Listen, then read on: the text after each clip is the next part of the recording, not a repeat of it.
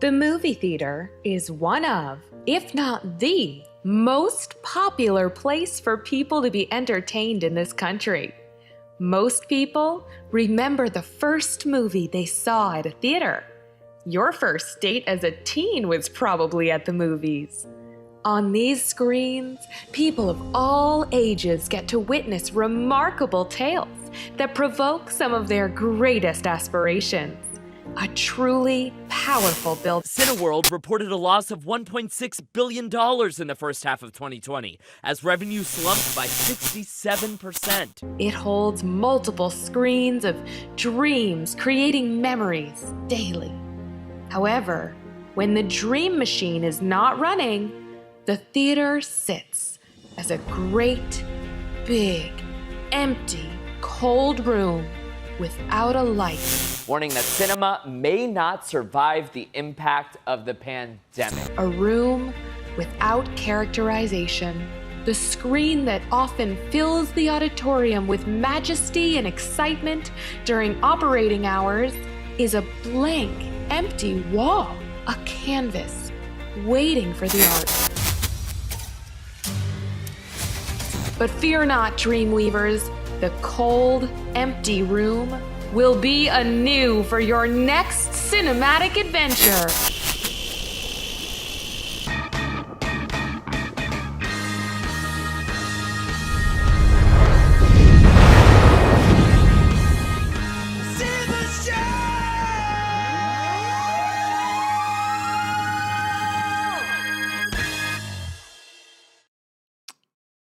Howdy, one and all. Welcome to the first show business of 2025. I'm joined with the regular crew, Gray top screen right, and Lindsay bottom screen right. I'm going to need you guys to talk because this is the first time we're doing this from this apparatus, so I need to make sure that you're not echoing and we could hear you, period. So somebody speak that's not me. I don't want to talk. Yeah. Welcome back, Lindsay. It's been a minute since we've gotten to see you. So hopefully I'm not echoing, but I hope to be echoing the audience's, reaction. We love seeing you, sir. Ooh, good wordplay, sir. I also love how your door just like creepily just slowly opened behind you. It's a tiny dog at my assuming- feet, but a good time. Aww. Hey man, look, tiny dogs make everything better. Let's be honest here. Like it's like their size is inverse to how much they make things better. It's one of those crazy like just laws of nature. Mhm. But I am so glad to be back. I'm so glad to see you guys. I'm so glad to see like people in the chat that I haven't talked to or interacted with in forever. We got Alex, we got Adam, we got Marcy, just like Sean. Like I'm so happy, man. Like let's have some fun tonight. The most important thing, you've been away. You're in the Los Angeles area. Yes. People, like, we know. So just without getting too heavy into it, how are you? Hanging in there. Some days are a little nuttier than others. There's still a lot of good days, still a lot of good, great, awesome things going on in the world. But my life did pretty significantly change the first week of this year. So I'm still figuring a lot of that out. I'm in a new place out in the valley right now. If anyone that knows LA that knows what that means, it's going to be a very hot summer.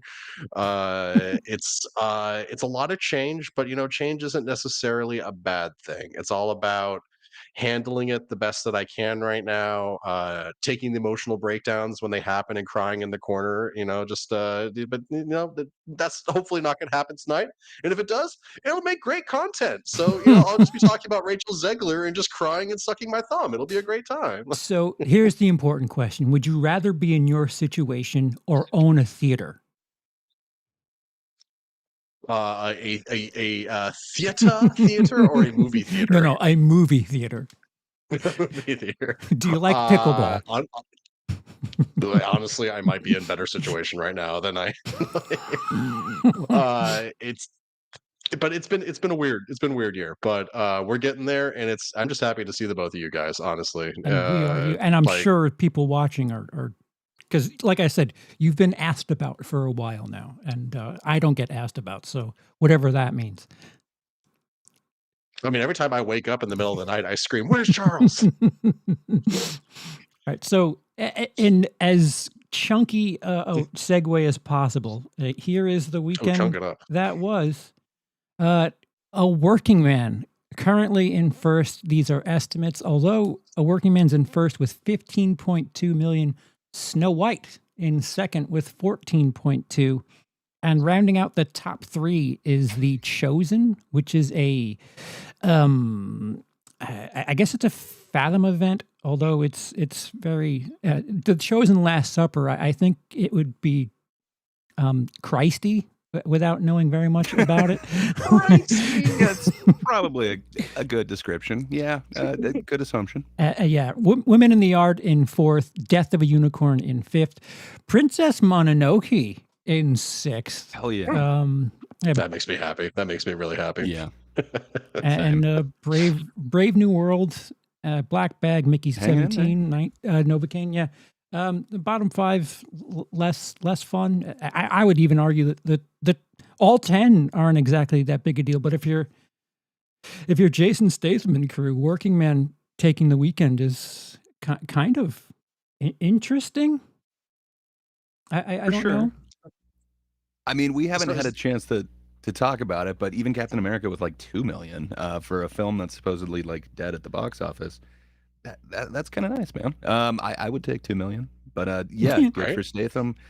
I was kind of interested in seeing this after The Beekeeper, but I don't know. I've heard mixed reviews on this one, so I might be waiting a minute on The Working Man. Yeah. Working Man. Beekeeper was something of a sleeper last year. They relatively speaking, they did very well last year. I think it was over 100 on a percentage of that in their budget. So a small / mid-tier budgeted film that made more than enough for it to claim success. What a novel idea. And to segue into this week's second place is Snow White, which oddly enough, all three of us, none of us have children. We're all men, and we've all seen the brand new Snow White. The fuck? Well, I had no desire to see it. My wife enjoys the franchise. We do have the DVD of the original one, but what can I say? But yeah, I had no desire to see it, and then it became like this global controversy and like the worst score ever on IMDb. I think now I forget the other metric, but yeah, less than Dragon Ball Evolution, which to me doesn't sound like it's realistic. So I had to see it for myself. But what chose you to what caused you to see it, Charles? It was either that or something else that I had less interest in seeing. I guess I wanted to be topical, Gray. I dragged myself out to the theater here in the United Kingdom. That might be it. A lack of having current shit in the cinema, except Snow White. So there's that. I guess I wanted to know. I wanted to find out. I don't think it's the worst thing in history. Like, it's hard for me to say how I feel about it because I don't know. If you asked me to pick out 5 made for girl children for the most part movies in a lineup, I wouldn't be able to like say this one's dog shit. This one, like they all kind of feel the same to me. Although the limited amount that I know about Snow White, I haven't seen it since I was a kid. And when I did see it in film school, it was like basically focusing on the animation and the queen being like one of the most legendary villains. And that's really it. But watching this, I kind of felt it. I thought they were modernizing it, and it didn't really feel modern. But I wouldn't say that it's bad one way or another. I just feel like it's dated regardless, and the other things around it, which we'll get to the news and the conflict within that movie later. But for right now, we'll talk about the film itself. Lindsay, what expectations did you have? What? I mean, This is a $270 million movie, and like I don't understand like how that got green lit or allowed. Like I know it got delayed during COVID, and having to reshoot all the dwarf shenanigans definitely wasn't cheap. But that's just so much money to spend on Snow White. Like it's a classic. Like you said, the animation is like groundbreaking for the time, and Mm, like that makes the movie noteworthy and definitely gets it that classic like asterisk next to it. Even if it is like a weaker classic, it still earns it. But it just it's such a simple story. Like trying to really do anything with it is going to lead to complications and backlash. And just of all the classic Disney movies to remake, I just don't see the purpose behind this one. So here's my favorite example. Disneyland here in Los Angeles. There's the Snow White ride. It has been falling apart and horrible for decades, like literally falling apart. They did revamp it during COVID, partially because the park was closed down for several months, and partially because they had the movie coming up. But like I think that kind of just says it right there. Nobody cares about Snow White to the point where they just let this ride be this horrible mess for decades. And now suddenly we're all supposed to be pretending like the most important thing in the world is the state of Snow White and how accurate it is to the classic story and things like that. It doesn't ring true to me. It doesn't ring accurate. And I do need to say one thing just because I'm me. It is not the lowest rated movie on IMDb. It is oh, very low rated. It is a 1.6 currently, but from what I can tell, there's 4 movies that are lower than that. There's something called Daniel the Wizard that's a 1.2. You have Food Fight, the classic animated thing that never really got finished but released still. That's a 1.3. And then we've got where to go. Super Babies, Baby Geniuses 2, 1.5, and Kirk Cameron's Saving Christmas as a 1.3. it's an Now, elite being in company, the is what you're same league, saying. exactly. I'm not saying it's a good thing that it's on par with these movies, but I'm just saying it's not the worst movie that has ever been created, as a lot of people are saying it. Give it I time. would even go so far as to say, fair. I would say that there's things in the movie that are redeemable. Like I think some of the performances are good. I think there's a good visual aesthetic to the movie, even though at times it definitely feels like it's shot on a set. It Mm, just doesn't need to exist. It doesn't need all the hype that's around it, negative or otherwise, right. and it definitely isn't worth all the money that's been pumped into it. Yeah, we'll get into the shenanigans Mhm. because the writing was on the wall for Disney. So we'll kind of cover that at the tail end because I have something of a Mhm. conspiracy theory on Rachel Zegler to begin with because hearing more about that relationship is kind of fascinating. But the film, if we're just judging the film, you front loaded your piece there, Lindsay, on the budget. Why has that become such a thing for film criticism now? Like us included, of course. Like it's show business. Um, like I saw 2-3 weeks ago that Netflix movie that cost way too much money. Oh Electric yeah. State, is that it? Mhm. That's the one. Yeah, I think 300. there's a Yeah. the in there, but yeah. Yeah. So before you speak about that movie, you must say $320 million, which, unless you're flipping that bill, I don't know why the viewer should be at all concerned with how much the tab is on. I mean, obviously, if things look cheap or don't look like that kind of $250 million film, it, how did you enjoy the story would kind of be my first question. And of course, to be fair, Snow White is not something that I would pay you twice for, but at the same time, as long as I'm not expected to pay $250 million for the ticket, I I can understand that it's modern Disney live action remake. It the dwarves are they moved funky. I don't know if it was the animation or what, but everything they did, like especially at the dinner, like when they were at the table and before Mhm. they cleaned up, um, like their movements were like very pronounced. Like it felt like I was on Valium, just like Hmm. witnessing things. I don't know if it was like a frame rate thing or what, but it looked funny, and I don't know if that's just me that feels that way. But the dwarves were. just looked weird. Nightmare Fuel? Yeah. Yeah. I've I been don't know. frequently calling them beardy flesh monsters, so I definitely understand where you're coming from. And then like so how much of the drama behind the dwarves do you guys know? Have you guys been following that story at all? Yes. So I remember the beginning, and then I Mhm. remember kind of the end of it, but I tuned out somewhere towards the middle of the drama with the dwarves. I just heard that they, I believe it kicked off with Dinklage kind of saying that Mhm. it was controversial for them to want to cast, and that's kind of where I heard the controversy.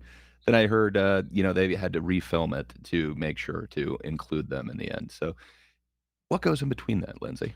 Could you fill Well, me in?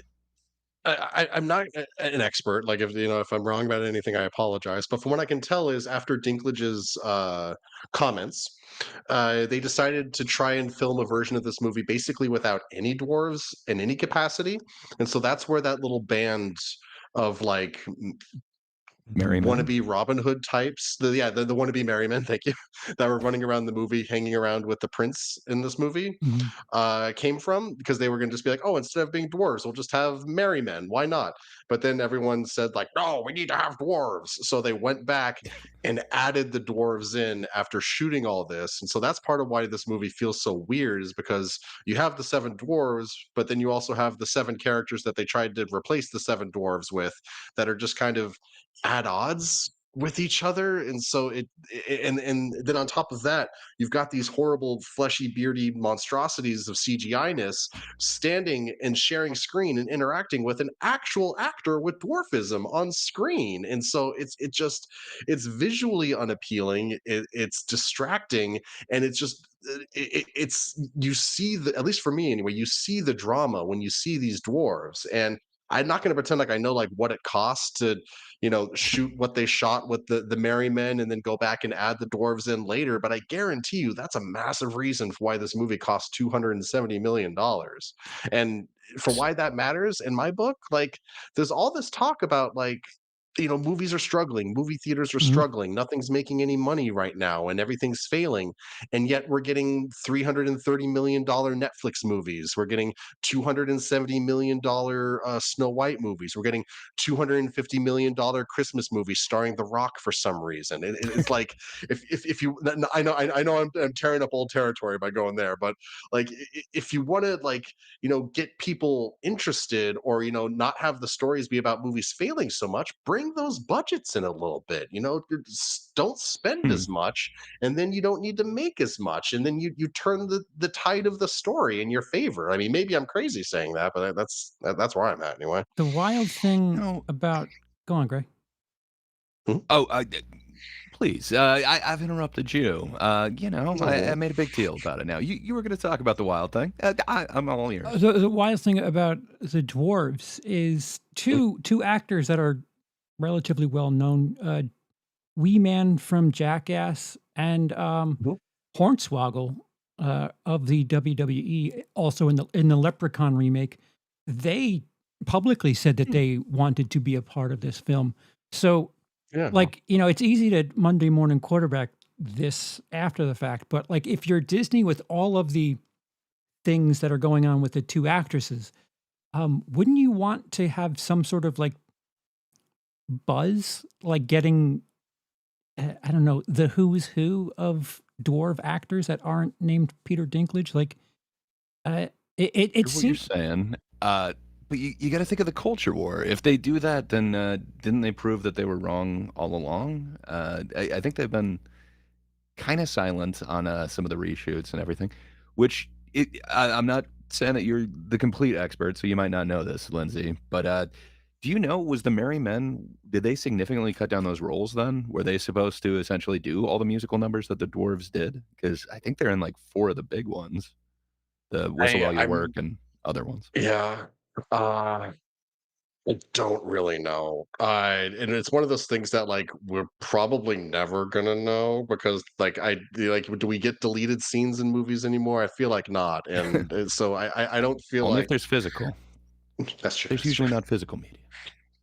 Uh But oh wait, I had a thought. Where'd that thought go? Oh, the one thing that really stuck out to me was in the climax of the movie, the fleshy, beardy monstrosities of CGI-ness are there, but they're basically just there to be like, and we're here too, while not actually directly contributing to the plot at all. And it's all the merry men that actually do anything to really help Snow White kind of wrap up the story. And then there's the fact that the Merryman, who is an actor with dwarfism, gets that like shot off with his crossbow, and he's just like, "Ha! I am insert my name here, and I am a master of the crossbow." And that's like, was that set up? Was there teases about him being a master of the Well, crossbow? Like, didn't he say where's the this? thing, I but mean, he he says didn't it have a like 12 crossbow? times. Yeah. Was that what it Yeah. was? Like Okay, I he apologize. did a thing like his nickname was Crossbow, but he didn't have a crossbow. And for the end, he did like, why am I doing this? Yeah, that part they at least pay off. I Mhm. thought so if anything, the culture war thing, this proves that if you're going to make a movie, stop trying to please people. Like, just make your movie, because Yeah. you can blame both Gal Gadot, because Israeli, and Rachel Zegler, Palestine. Like, hey, look what happened. We had the best of both worlds, and everyone decided to not go to this. Like, I Mhm. think I guess you could flip the coin and be like, see, we were right, and then the other side says we were right. But I think it's time to be like, we're just making a movie here. Like, it doesn't really matter what your public opinion is. Disney yet again at the front of an issue with actors in their films, and it'd be a different story if, I mean, Rachel Zegler was fine. Gal Gadot, uh, less so. I thought she was okay till she started singing, Oh, and then it got really bad. Like that was not a good villain song or just a good song in general. That was a little painful. So yeah, I guess I'm on the camp of this was not a good use of Gal Gadot, but yeah, I I don't know. I generally like Gal more than other people do. Like, I think she's great in Wonder Woman. I don't think she's nearly as bad in that Murder on the Orient Express sequel that she did as a lot of people say that she is. But there's good Gal and there's bad Gal, and I think this was closer to bad Gal than good Gal. yeah, like it feels like all of the typical. I mean, they got Disney decided to get their dead parent angle into a movie. I Hmm. didn't know I needed to hear about Snow White's father, but they made it a little extra angsty It's with part the. of their live action thing.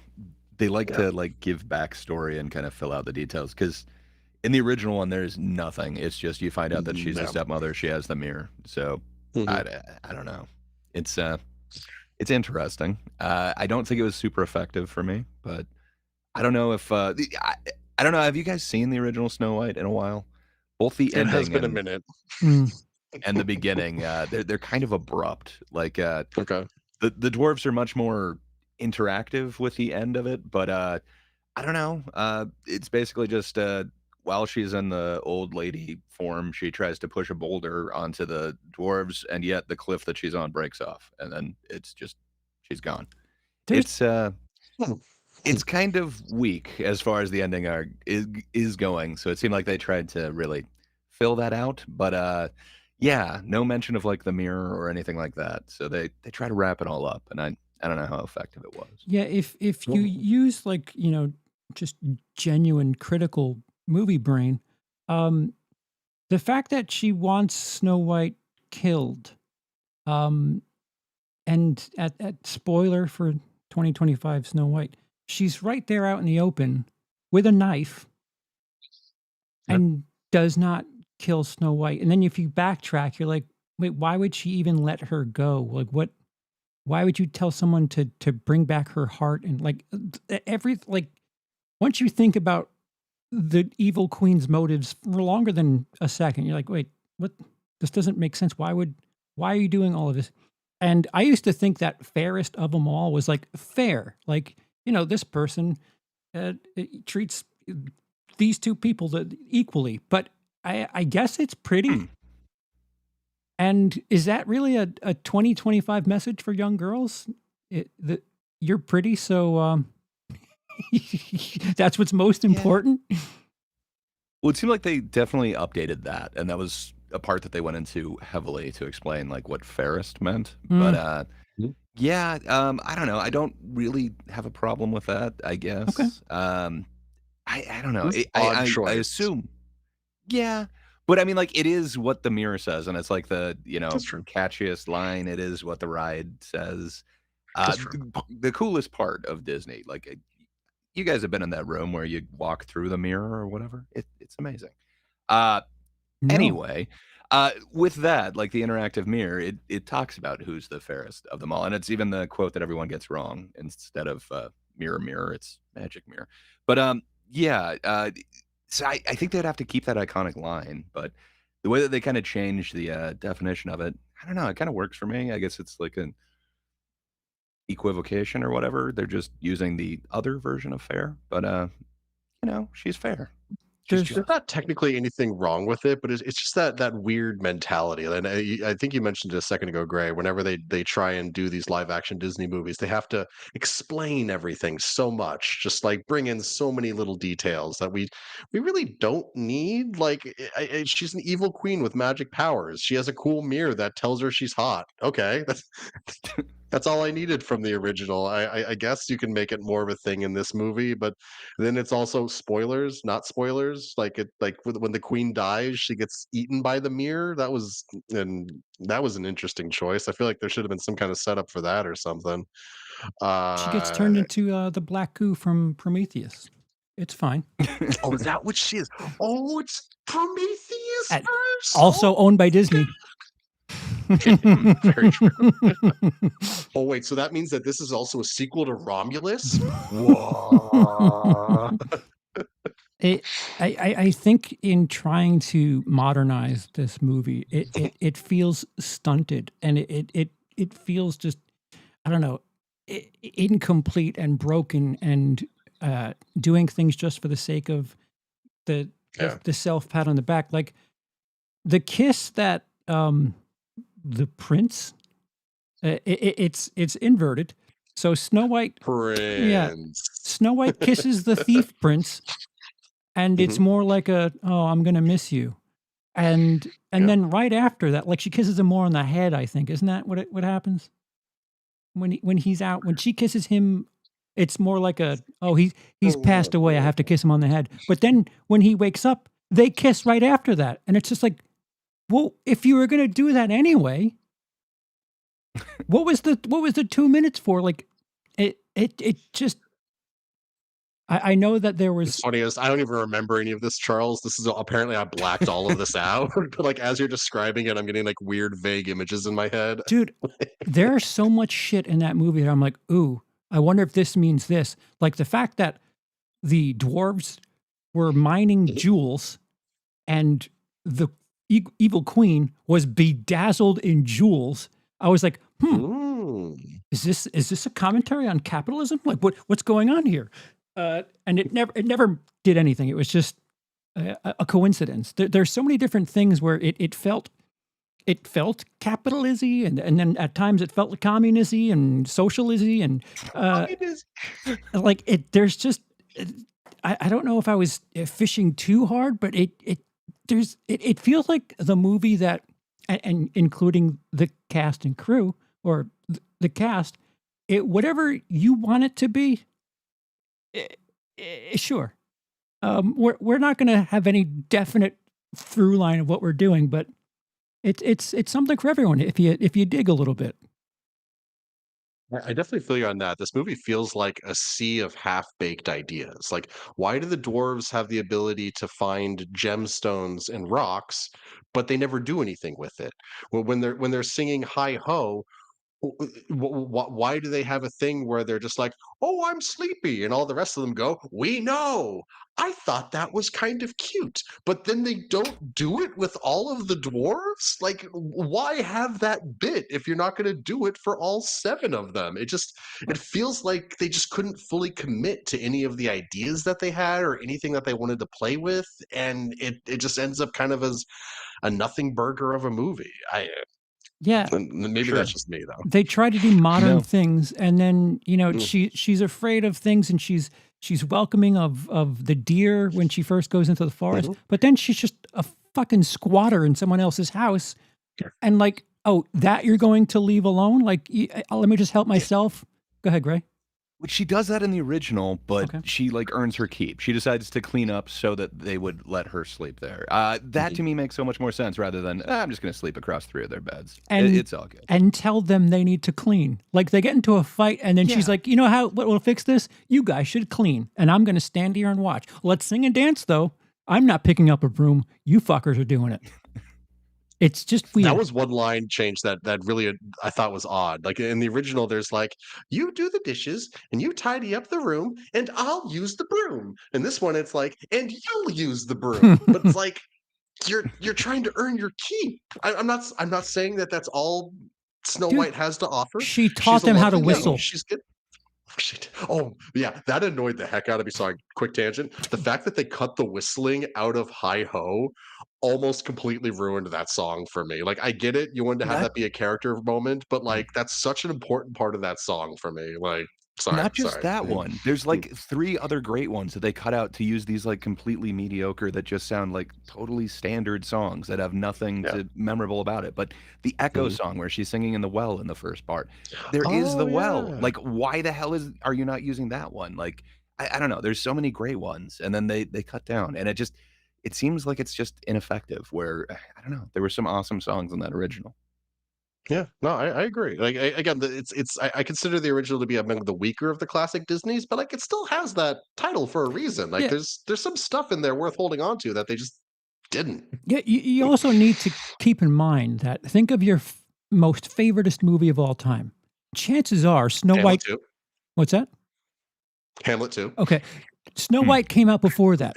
Hey, remember that Second World War with that crazy bad guy in Germany? This happened before that. Like, this is an old movie. Nuts. So that's nuts, actually. Yeah. Like, yeah, I mean, yeah, it kind of sucks by today's standards, but it's 88 years old. It still holds up. Like, there are some weirdness with the storytelling, but I got to be honest, it kept my entertainment way more. So I watched it right after I watched the animated one you're talking about version.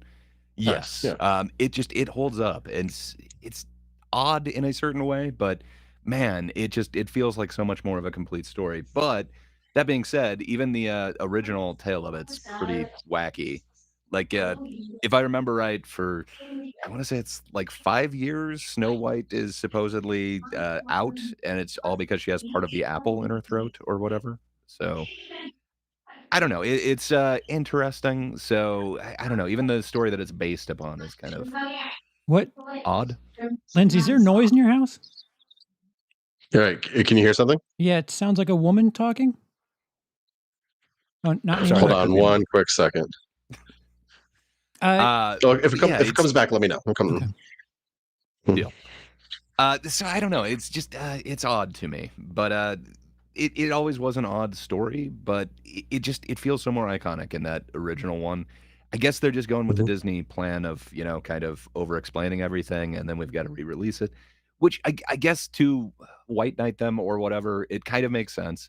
They can finally get some box office off of this thing from like 100 years ago. I believe it renews their trademark as well for Disney's Snow White, and then it's that same story.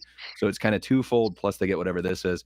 But man, by the time it racked up this budget, like I don't know. I can't think that they thought they had a hit on their hands. Maybe I'm wrong. It could be seen as like this stealth silver lining marketing thing because here in the UK, the original, the OG Snow White was in the top 3 on Disney Plus. If anything, you like retroactively made your fucking 90-year-old movie somehow relevant without. I mean, you spent a lot of money doing it, but maybe it's going to open some eyes to like when a celebrity dies or a musician dies and people go out and get their library. I watched so many Robin Williams movies that weekend when he died, man. Like, I don't know if I've watched one since actually too. I'm still traumatized from that in some ways. Sorry, that kind of derailed us there a little bit there. Would- Uh, Along those lines, do you think that this movie is causing people to get subscriptions to Disney Plus, or is that people who already had subscriptions to Disney Plus?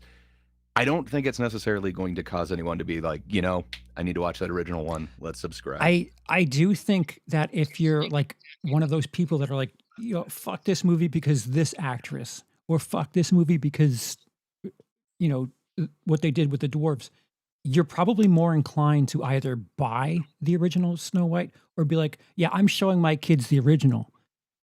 Like, so maybe like if you treat movies as this social thing that Disney thinks everyone is doing, maybe it's something like that. I can't say it's it's definitely not zero. There's probably a fair amount of people that do that. That's a good point. And one last thing though, before I keep forgetting to mention this, and this is such a pet peeve that I have for just media in general right now. Like in the original Snow White, in those opening little bits where she's like cleaning the castle or whatever, As she her should. clothes are torn, Oh. they're dirty. Well, yeah. Your jokes aside, you can tell that she's not living a happy life. But in this movie, everyone's clothes are perfect. They're pretty. They look like they're just freshly laundered. And like, I know that's a very specific complaint, but I'm seeing it more and more in movies and TV shows where people Dude, that should be in dirty, disgusting, falling apart clothing look like they're in $500 outfits. And it's just like it annoys me. She's a nepo baby in this one, where she goes out to where Lepores live and try to explain to them like what's going to be good, and it's like, dude, you live at the fucking castle. Like, I don't know if I just like imposed so much bullshit from modern day, but like every time I'm like, what the fuck? What is this trying to be? Sorry. Yeah. Greg. Plus, And there's she's the not even moment that where she's, great like, at mopping the floors. Just to add to what Lindsay said, in her perfect looking skirt, she sets down like a little towel and then just dumps a bucket on the water. Like, that's not, or on the floor. That is not how you mop a floor. Like, Dude, come on. She goes into water. Thank you, Gray. Thank you. Goes into water and somehow keeps bread yeah. dry. So Yeah. That's pretty I impressive. forgot about that. Just dry enough for deer. I mean, come on. It doesn't have to be super dry. Okay, so here's an inquiry, everyone.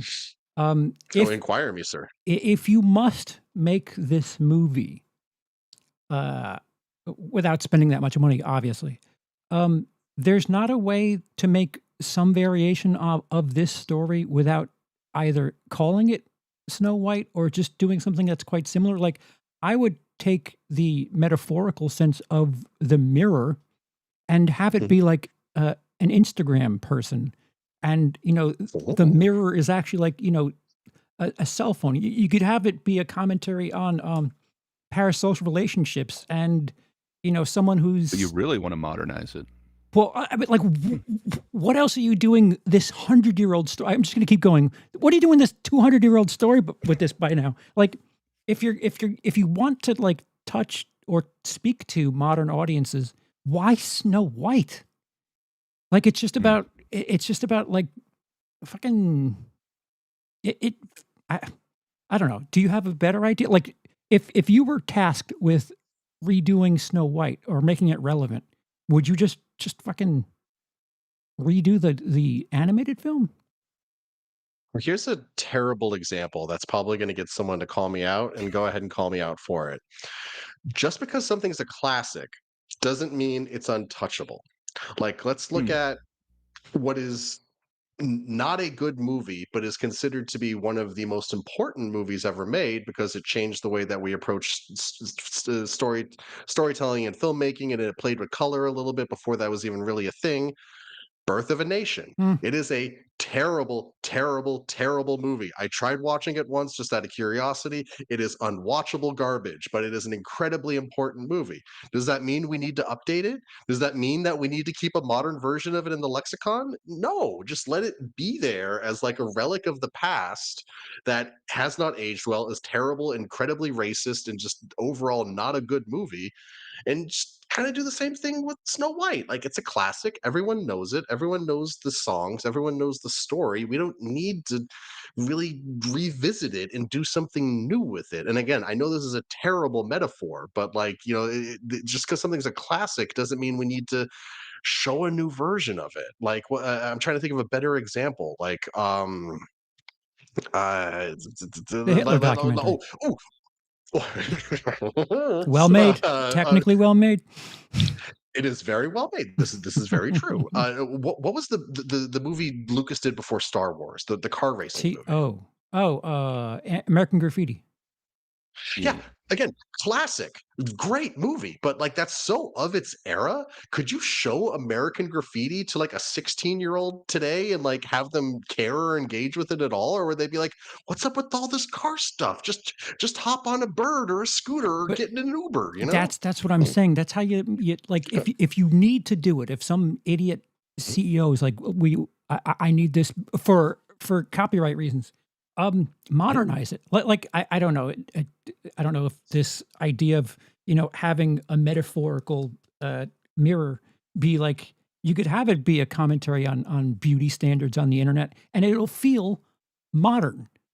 Like you don't have to have it be Snow White and Apple and all. Like you can kind of tweak it a little bit. And I mean, granted, in Hollywood's hands, they might go too far and like totally modernize every single thing about it. But I don't know. I feel like you can have a stepmother daughter relationship where maybe they're both content creators and one is just taking their I'm not gonna lie, Charles. I'm kind of into this. Like instead of Instagram, it's like Mirror or something like that, right. and it's all about like dancing TikTok girls and all those things that you see on Instagram. Like that is prevalent. Like the fucking Instagram boyfriends or whatever else. I hate that my wife has me know that, but like it's a thing. It's a thing that like people just like they'll go somewhere and take pictures of their food and not really be of the moment. You could, with effort, modernize that story without it being so by the numbers, which it wasn't by the numbers anyway. Can I ask with this modern one, how are you going to treat the dwarves? Are you going to cut them out of it, or how do we modernize that thing? This in this modern telling, your height is determined by how much money you have. If you're super rich, you're super tall. If you're super broke, you're super. I know this is a terrible idea. Ignore me. Bye. It's been fun, guys. See you. Bye. Could dwarves just like again, if you kind of pivot a little bit, could dwarves be like people with low subscriber counts? Oh, maybe.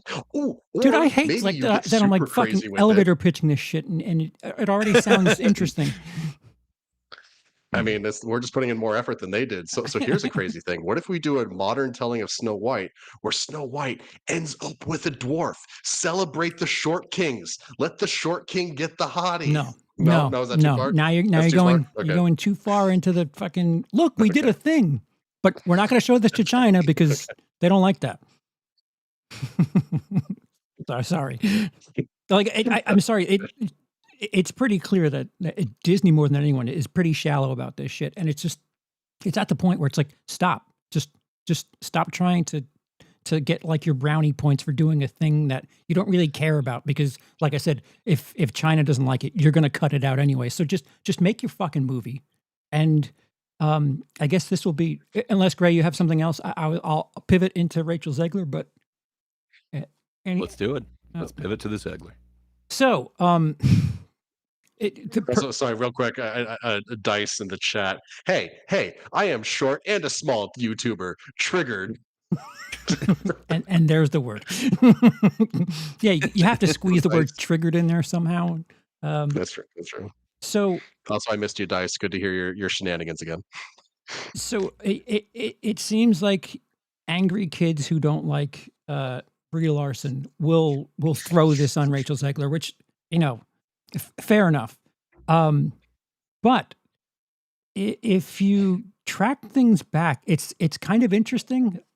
So Rachel Zegler, did an online submission for West Side Story, and that was released by 20th Century Studios, owned by Disney. Weird. Okay. She was cast in Snow White in 2021. West Side Story was released in 2020, late that year. In 2022, she wins the Golden Globe for comedy musical. When she tries to go to the Oscars with the cast and crew, Disney does not invite her. The film was nominated for a bunch of Oscars. So she took offense to that, and had her hiccups on the internet since. If you have an issue with her in 2022, why do you not back out of that? I mean, they are kind of locked into projecting things a few years in advance. Like you kind of try and lock in the actors, the script, all that stuff. So it could be that it's too early to pivot, seeing as how they're like locked into filming this in like 2023. But that's the only thing I can think of. I don't know. Otherwise, it seems like you want to not be involved with that. At that point, she was something of a nobody, like something of a nobody who won a Golden Globe already.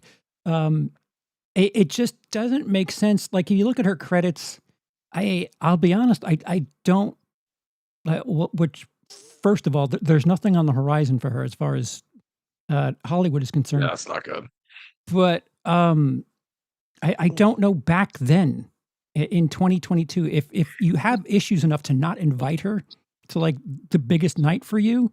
It's kind of weird. And there was the issue in August of 2024 where she after D23 did a publicity thing where she thanked people for having the most views on the trailer or whatever, and then she did another tweet directly after that saying, "Oh, by the way, free Palestine." They didn't like that, and they sent someone to talk to her, and she never took the tweet down. And then, of course, in November, she said a whole bunch of shit about Trump voters, which is half your audience.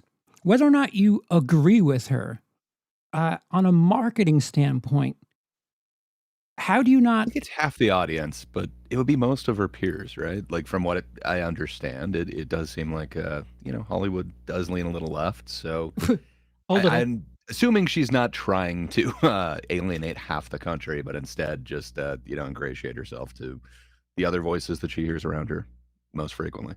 So I guess the question is, if you're throwing $250 million into something, should more than $250,000. More? Oh yeah, right, right.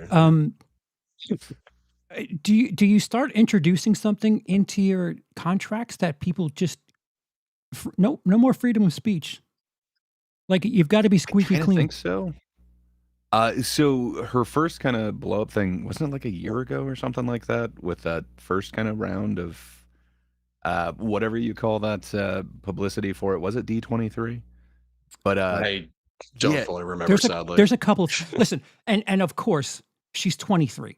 Like, yeah, you're gonna say stupid shit. It's just terrible that you have I do constantly millions of people watching. Yeah. But like, besides the point, shouldn't you be coaching, or like, if you're stupid enough to trust someone who's been in the industry for 3 years at that point with your it's kind of a double-edged sword, because it got people talking about this, but not the right way, not for the good way. Mm-hmm. Yeah, yeah, that's the question. There's that whole like, is there bad publicity thing? Exactly. I don't know. It does seem like a double-edged sword. Like, you are actually talking about her, where there's been a lot of kind of younger actresses that we're not talking about that have been in a bunch of films recently. So I don't know. Well, I hear what you're saying. It didn't seem to be effective for this, at least box office wise. But man, people were talking about it, and it is going to be very memorable, especially with, you said it's at 1.6 right now, Lindsay. That's kind of yeah memorable. It is the lowest Disney, if it's not the lowest ever, if it's number 5 or whatever. But still, if the record, I wasn't trying to say being number 5 the worst movie of all time like isn't something, but I'm just saying, like, there are worse movies. That's all but go ahead. For sure. So I don't know. It got people talking about something that maybe they didn't have a lot of faith in, or something like that. It definitely we're talking about it now. If it was just an average, like, if this wasn't this big of a cultural event, I don't know, would we be talking about it, or would it just be like some of those Bloomhouse ones from last year that we never talked about? It's possible. I think the question we need to be asking is so the box office has been struggling for just everybody for the last 2 to 3 years. So yeah, not counting 2020 and 2021 for obvious reasons. So like the question needs to be: is this movie where it's at right now because of Rachel Zegler, or is it where it's at right now because that's just where the box office is right now? And Yes. if we're being honest, the lawyering, it's like you said, Charles, it's a combination of both. It's not the Pizza Hut, it's not the Taco Bell, it's the Taco Bell Pizza Hut. And that is a very tricky thing, especially when Disney wants to appear to be politically in certain ways, but also doesn't want their actors to be going off on certain things. That does get a little contradictory, especially when you're a younger actress or a younger actor.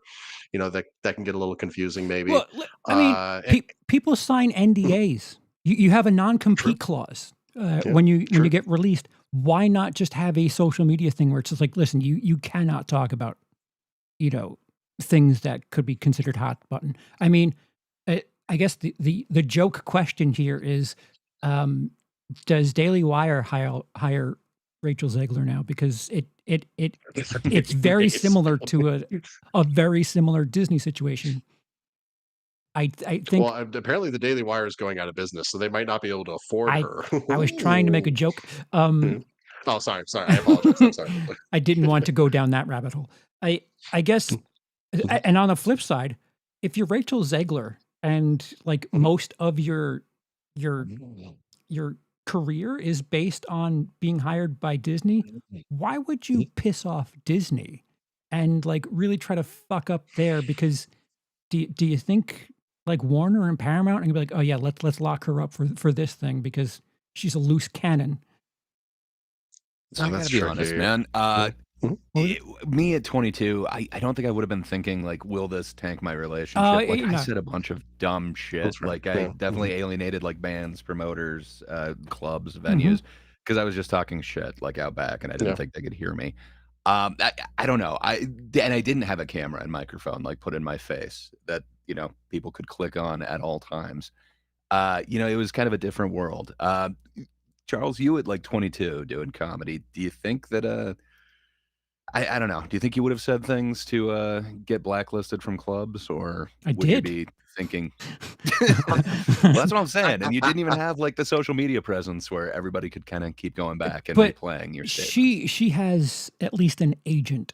I mean, like it was reported in a Variety article last week that Disney sent people over to coach to help her with social media stuff. Like I don't know.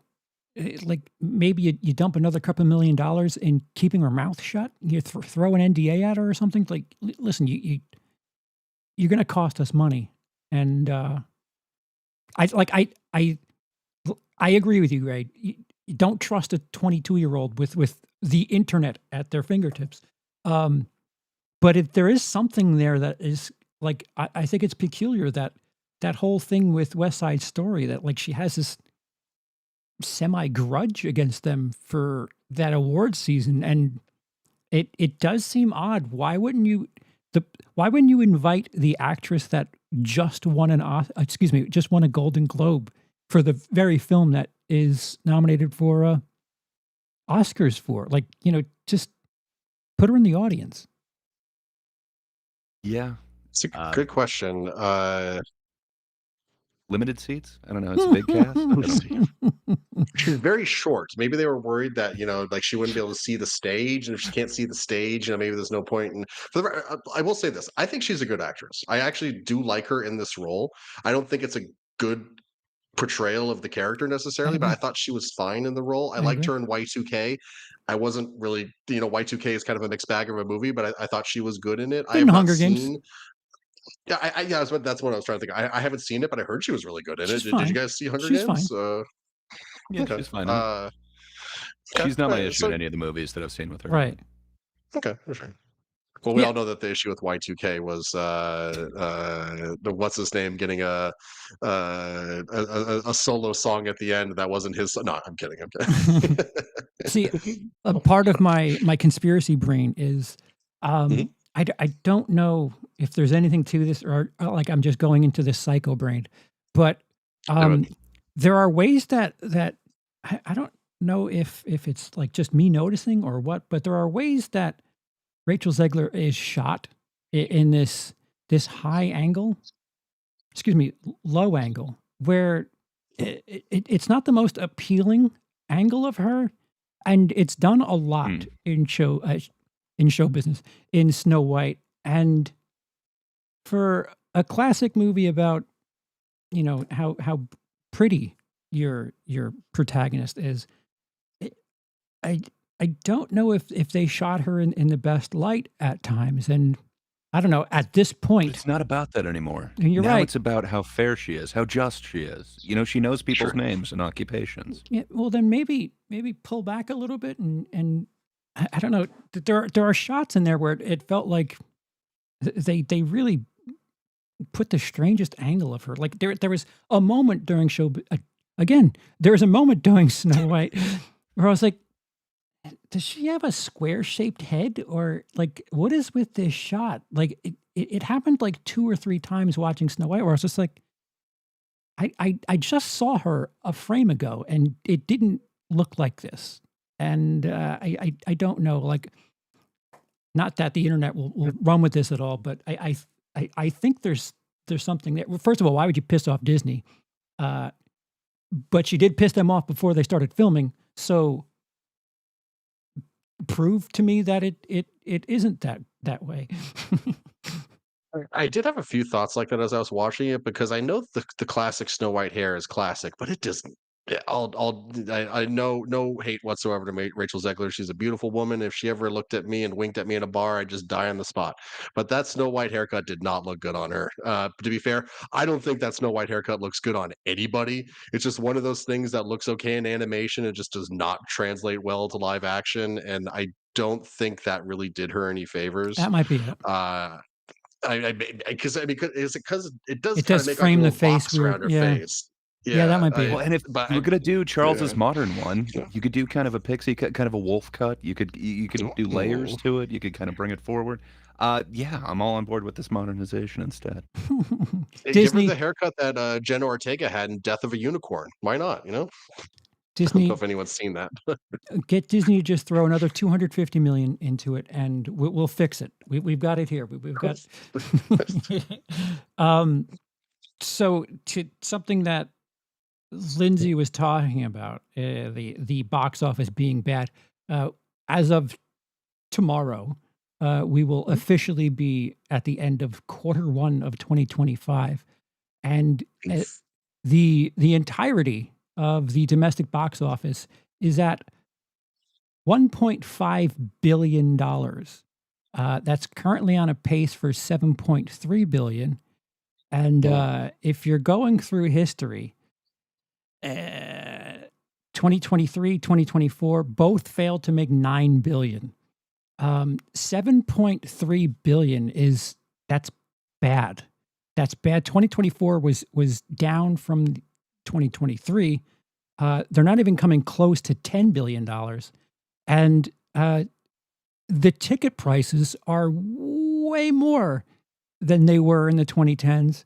So far less people are going, and there doesn't seem to be any relief in sight. We've been talking about this. They don't have to sell as many if the ticket prices are more. Sure. Silver lining. Sure. And Sure, plus you have yeah. pickleball too. The last time the box office, the total domestic box office number was in the 7s was 2001. And that's unadjusted too. So if we adjust for inflation, Yeah, if we it would be adjust, more than yeah. that, right? Yeah. Yeah. We've been talking about this for years now, but is it time to shit an egg here? Like this is if Fantastic Four doesn't meet whatever the projections are. Is it time to like seriously be like, there's a very, very clear problem? It seems like I that's think it kind goes of back to the. Go ahead. I was gonna say, do you think it's that one or Superman? Because I've kind of heard more buzz for Superman that it's supposed to be kind of the big one. But Well, that's maybe Warner. I'm wrong. Yeah, Fair enough. That's Warner. Disney seems to be missing hard a lot. I mean, Captain America, that was only out a month ago. Yeah. If you told me 10 years ago that a Marvel movie would be just out of the conversation within 2 weeks of it being out, I'd be like, you're crazy. But like, it's almost like that movie didn't happen. Yeah. True. I mean, I guess it's still in the top 10, which Sort good of. for it. But yeah, by the time you get to the actual budget on that one, I don't know how good they're doing on that. And it seems like they're losing on every single thing that they're releasing right now, which is not great for them. So I wish them luck with Fantastic Four, but I've been hearing more buzz towards Superman. Like if that's the one that misses this year, it's just going to tank everything. But I could be wrong. I think if they both do well, it could bring the year up a bit. So let's say like quarter two outside of Superman and outside of Fantastic Four does another 1.5 billion. So we're at 3 billion for the year, but then Fantastic Four and Superman both pull $1 billion. So that puts us up to 5 billion for the year. You know, that's kind of healthy-ish, because then if we continue the 1.5 and then another 1.5, we're at 8 billion for the years, which isn't great, but it's like it's okay. To be clear and fair, the first quarter is usually the roughest quarter of the calendar year. Yes. I mean, you think about it. Last year there were two and almost a third $1 billion films. So if you call Superman and Fantastic Four this year's Deadpool and Inside Out 2, that might be something similar. But 2024 was considered a down year, which, you know, theaters are back now. For it, we're currently on pace total. 2022 was 7.33 billion. The pace right now for this year is 7.63 billion. 2022, all the theaters weren't open yet in some of that year. Like, is this the progress we're making? Like going back to right after COVID numbers? That's not good. Yeah, that's not good. Do you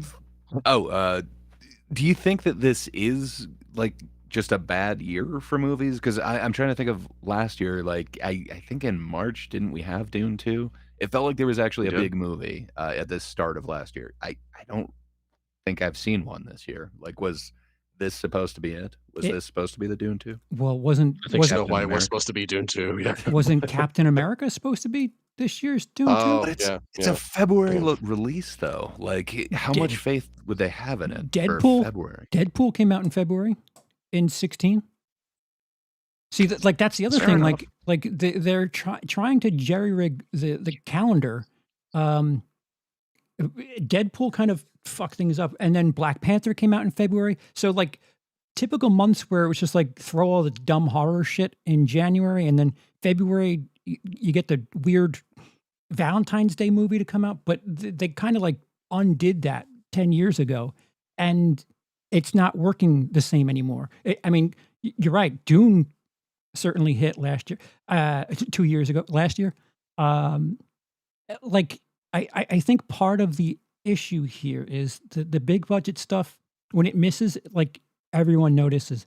But Working Man, which is currently in first, is like the spiritual sequel to Beekeeper, which last year, it's released around the same time, February, March. It made money. Maybe just stop spending so much fucking money. Never. I mean, it just seems like such the obvious answer. Like if movies aren't pulling in $1 billion anymore. Just budget your movies so that you can get by with 500 million. I mean, am I crazy? Are there bugs coming out of my mouth? Am I speaking tongues? This just makes sense, right? And then once the numbers kind of get back to where you want them to be, then you can kind of amp up the budgets a little bit to try and answer things a bit. I don't know, man. And it's also, I just don't feel like they're responding to audiences. Audiences are very clearly saying we're not really into Marvel anymore. You had us for a bit, but then you crescendoed with Endgame, and you're kind of been petering out. So those movies aren't doing so well anymore. Same with the Disney live action remakes. They were doing very well going into 2020. I think there was 2 or 3 of them that made $1 billion in 2019, the highest grossing box office year ever. But everything since then has been middling or not great, and it's just, it feels like they're trying to make these movies on autopilot, and they're not getting that people aren't necessarily into them, which is troubling but also annoying. But then also, why did we let frickin' Furiosa fail? I'll never let that go. Dude, there's a couple of movies from last year where it was just like, ooh, it didn't even come close. Yeah. Mm-hmm. Yeah. There's a couple from this year that are close to that too, sadly. Well, and we're almost in April. I would assume Captain America is going to be that. It's currently the 3rd highest grossing Captain America movie. There's 4. Wait, does Captain America 1 not do very well then? That's hilarious. No, it is. Okay. The 4th one is part 1. But yeah. I mean, Civil War is it's like Avengers Plus, essentially, that movie. But the second one, what is it called? Civil War. No, not Civil War. The Winter Soldier. Thank you. Those two are higher. And again, for far less ticket price. So it's true. It's getting dark. And the news portion will be talking about how Marvel's just doubling down and getting you fired up for next year's thing based on nothing. Yeah. I mean, don't get me wrong, Secret Wars could be cool, but I don't know, man. I feel like they haven't earned it. It's just been earning is a weird way to say it. They earned the first Avengers because they took their time. They did Iron Man, Iron Man 2, Captain America, Hulk, and Thor. They introduced all the main characters, and then they gave them a movie get together. Maybe Avengers 2 was a little less earned because it's just hey, we've done a movie with all the main characters. Let's do it again. But then Infinity War, I felt like what was really earned, and that's why it did so well. And its follow-up Endgame did even better, or Endgame did do better, right? Yeah, it did. But it's they don't have the patience anymore to do the thing that got them that slam dunk victory back in the day, and that's just really frustrating to watch. The other thing was Marvel. The one thing you could benefit, or the one thing you can count on, was they were going to be safe. They maybe didn't take chances, but they were going to be safe, and they would make their money. People would go see it and then wait for the next one. In the 2020s, safe or not, people aren't going like it's appointment television anymore. So, so they're starting to realize that, we can't just make 3 movies a year and expect people to show up. And it seems like they're getting a little sloppy, and they're finally seeing what it's like to be Warner Brothers or DC, should I say. Apologies. Yeah, that's what I was going to say. They've gone and they're making the same mistake that DC made back in the day of trying to rush to Justice League. I mean, that wasn't the only mistake DC made, but we don't need to get into that. It's frustrating to watch people faceplant on what they once got right, and I don't really have another way of putting it other than that. It's like you're watching like an Olympic level diver going up to do the thing that they've done 100 times, but instead of doing the jump, they're just falling off the board now, and I don't know. I don't even know what my metaphor is trying to say. But I get it, and I agree with it, as odd of metaphor as it is. What can I say? I have way more faith in DC now and what James Gunn is putting forward, after seeing not only the Suicide Squad, but Peacemaker and then Creature Commandos. I think he actually is concerned with where this is going. He has an idea, and he's actually going to play to the strength of the actual source material. So I don't know. I got to be honest. I'm excited for what they're doing with their version of it, and it's been a while since I've been excited for anything Marvel. I don't know. I really don't know what the next thing is that I'm looking forward to. I got to be honest, Fantastic Four looks better than I thought it was going to from all the controversy I heard, but I don't know. I'm not super excited for that. So I don't know. What if modern audiences just don't? It could be great, but what if they don't care? Like we said, Furiosa was great. The Ryan Gosling stuntman movie, that was great. People don't give a shit. Guy, yeah. Like, what if it's just like, yeah, I'm tired, dude. I was 10 when that shit came out 12 years ago. I'm not doing this anymore. I don't think they are though, because like superhero properties are still big. Like The Boys is still pretty popular. Invincible is popular. It feels like people are looking for different that's part versions of, of that, rather than the slop that Marvel keeps serving up. That it doesn't feel like they actually have a plan in place on where to take everything to get to those. Like Lindsay said, it doesn't feel like they're earning that next Avengers now. Gray, where do you go to watch The Boys and Invincible though? My house. So Invincible, my prime. But yeah, I've been watching The Boys with the boys. I go over to Lindsay's. What can I say? That's been nice. I think that's I happen to have a subscription to watch both of those. But you're right. You're not going to a cinema to see that shit. I'm not, and I think that's the thing. Is anybody? I'm definitely doing my part in bringing down the overall ticket. Whatever you want to call the it. empire. I'm not seeing that many movies. Yeah, I'm sadly part of the rebellion by not going. I think I've seen like 11 movies so far this year. I've done a lot more comedy TV shows and nice. actual like live entertainment. So I don't know. I've decided to spend my money elsewhere recently, but I think that is based on what movies are out currently. Yeah. So I don't know. There's a few of them I'm excited for this year that I'm definitely going to spend ticket price on, but it's been a minute. So that's been an interesting note, actually. So of the movies that I've seen this year, I think I've only seen 4 or 5. I've had other things going on, but I haven't really been wowed by a movie that I've seen so far this year. Like I liked Hard Eyes, but like it wasn't amazing. I liked The Monkey. I feel like it really slumped in the middle, but God, did it get nuts by the end. Death of a Unicorn. I enjoyed it, but it felt like it was just missing something. And so it feels like that's kind of been like a trend of the movies, or at least, of the few that I've seen so far, where it's like they're almost there, but they're just not quite. They're just they need that extra flavor, that extra gear. They're just not fully going for something, or they're just missing the mark in some capacity. And I wonder if that's like just because it's the early part of the year, and you always kind of release like the weaker movies in the earlier part of the year. In Captain America, I didn't hate it, but it's not. When anyone that says it's the worst Marvel movie is tripping, man. Iron Man 2 is right there. But it's not great. It's just. I want to hope that it's just the start of the year thing, but there haven't. I'm just repeating myself now. There just hasn't been any movies that have wowed me so far.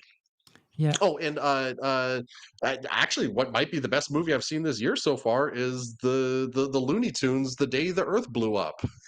Nobody knows this movie exists and is seeing it, but I had the most consistent fun with it of anything I've seen in the theater so far this year. I think that's awesome. I think it's certainly not big budget stuff. If you want like popcorn candy slop, you're going to get a new Jurassic World. You're going to get some good Godzilla things soon. There are those movies that just make money and you're like, that was awful. And the family stuff, although not Snow White. I don't know why I keep wanting to call Snow White show business. When it's doing none. That's Yeah, I'm trying to help it out. I think as far as like the film going audience, like people that are looking to experience something on the big screen that like warrants your ticket money, it's the mid tier stuff. Civil War didn't spend a lot. Didn't it made money, but it was interesting. Oscar winner, Anora, tiny budget. And people are still talking about it. The other film that it was kind of up against was The Substance. My dumbass, I thought you meant Captain America Civil War. So you're like, oh, it's a cheap little thing. I'm just like, we're gonna call Captain America Civil War cheap. Okay, I'll just the go AI off, Queen. film. Yeah. The Civil War. Okay, now I'm picking up. Now I'm with you, my friend. I think people who don't have little kids at home, you're probably wanting to keep an eye on Neon and A24 more than anything, because they seem to be the ones that are spending, 20 million on something. And if they make 50, they did well. Sure. And word of mouth is kind of like you have the internet. Word of mouth is pretty. When your movie's worth it, it goes a long way. But I don't know if destination cinema is a thing really lately, at least. Like, oh, you need to see this on the big screen. Yeah. Well, let's look at for a quick second here. Death of a Unicorn. Excuse me. Death of a Unicorn. Budget 15 million so far in its opening weekend, and I guess at some of the festivals. Do you get money for festivals? It doesn't matter. It's at just shy of $6 million. So, like, is it doing incredible? No, but it's gonna break even and then some at this point. Like, will it pay for itself 3 times over? No, but that's $6 million against 15 looks a whole heck of a lot better than what's Snow White doing right now. Do I even want to check? 143 million versus 270, like, because that 143 is going to dry up really quickly. Like, it's what was the drop this weekend? I think it was a 66% on the estimate. Still, that's a very big drop. I don't think they're going to get much late night Snow White watchers tonight. Maybe there's going to be a huge rush after everyone watches Show Business. Thank you for tuning in. Love you guys. They're all going to rush out to go see Snow White. Yeah, I don't think I don't think big budget shit. I think if everyone just kind of was of the same mind and decided, we 100 million max, and then once something doesn't feel so factory printed, you're probably like, what was the last time we had something like a Die Hard, a Speed, The Rock, something like that, like an action movie that just like, oh, that's awesome, but it wasn't, $250 million. I feel like we even had some cool ones last year. I really liked Boy Kills World. It just didn't seem to do like a ton of business, but I feel like that could be a really fun take on the action genre. But yeah, it just didn't feel like it had anything Boy Meets World, behind it. Yeah, a little bit. He grows up a bit, but Matthews has been through some stuff. Yeah, I don't know. Cody brings up a good point where he's talking about the PR stuff from like Neon is going like amazing. And they are kind of that lower, not super low budget. We're not talking like Troma here or anything like that. But I don't know. The marketing behind those is like crazy. I think that's why Long Legs was so much of a buzz last year. They really went all in. But, horror is shining lately, which is not The Shining, but horror. If there's a genre that's doing very well right now, it's horror. It's because they don't spend $200 million on their stuff. But they also seem to be just made. Oh, go ahead. I was just gonna say the PR stuff though. Like they actually seem to be doing stuff that I don't know. I wouldn't call it exactly natural, but it seems to be somehow catching on and really kind of intense. I know I've been digging a lot of their PR stuff that they were doing. Long Legs seems like the biggest campaign they had, but man, there was so many people talking about that. Now it's like the scariest movie ever prior to it coming out. I don't think that would have been nearly as big a hit if it wasn't for what they're doing with it. Yeah. But they're actually willing to like reach out to creators and actually have kind of opportunities to kind Yeah. of get people buzzing about this movie. And man, I dig what Neon's doing that way. Yeah. They seem to be kind of unique with what they're doing now. 3 things real quick. Was Neon the one that did Heretic last year? No, that was 'Cause that A24 with their Oh, that was awesome A24? candle. Okay. Yeah, no, I was about to say that candle was a thing of genius, but okay, no, hats off to A24. Second, so The Monkey might be one of the biggest winners of the year so far with 63 million at the box office against a $10 million budget. So yeah, go Neon and go Osgood Perkins. I love that man. That makes me so happy. I'm so happy to see that. And 3, something I'm equally happy to see. Hello, Cody. Good to see you in the chat, buddy. Hope you're doing good, man. What is Cody talking about? Lowest on IMDb? What was that about? Oh yeah, the Snow White thing. Oh. The Snow White thing, I think. Yeah, Which is so silly. Like it's like I'm sorry, guys. Like, have you seen Dragon Ball Evolution? Like, No. internet, really. Let's have a minute here. Have you seen Dragon Ball? I know you haven't, Charles. That's because you're a healthy person who watches normal movies, not weird animated live action stuff like me and Gray do. But excuse me. I'm about to watch my second Popeye release this year. There's 2 Popeye releases this year. That's fair. They're awful. Go on. Fair. I think you like to torture yourself in a different way, not this kind of Dragon Ball Evolution thing. But I don't know. I would say that Dragon Ball Evolution is a worse movie overall, but I would be inclined to watch that. For it.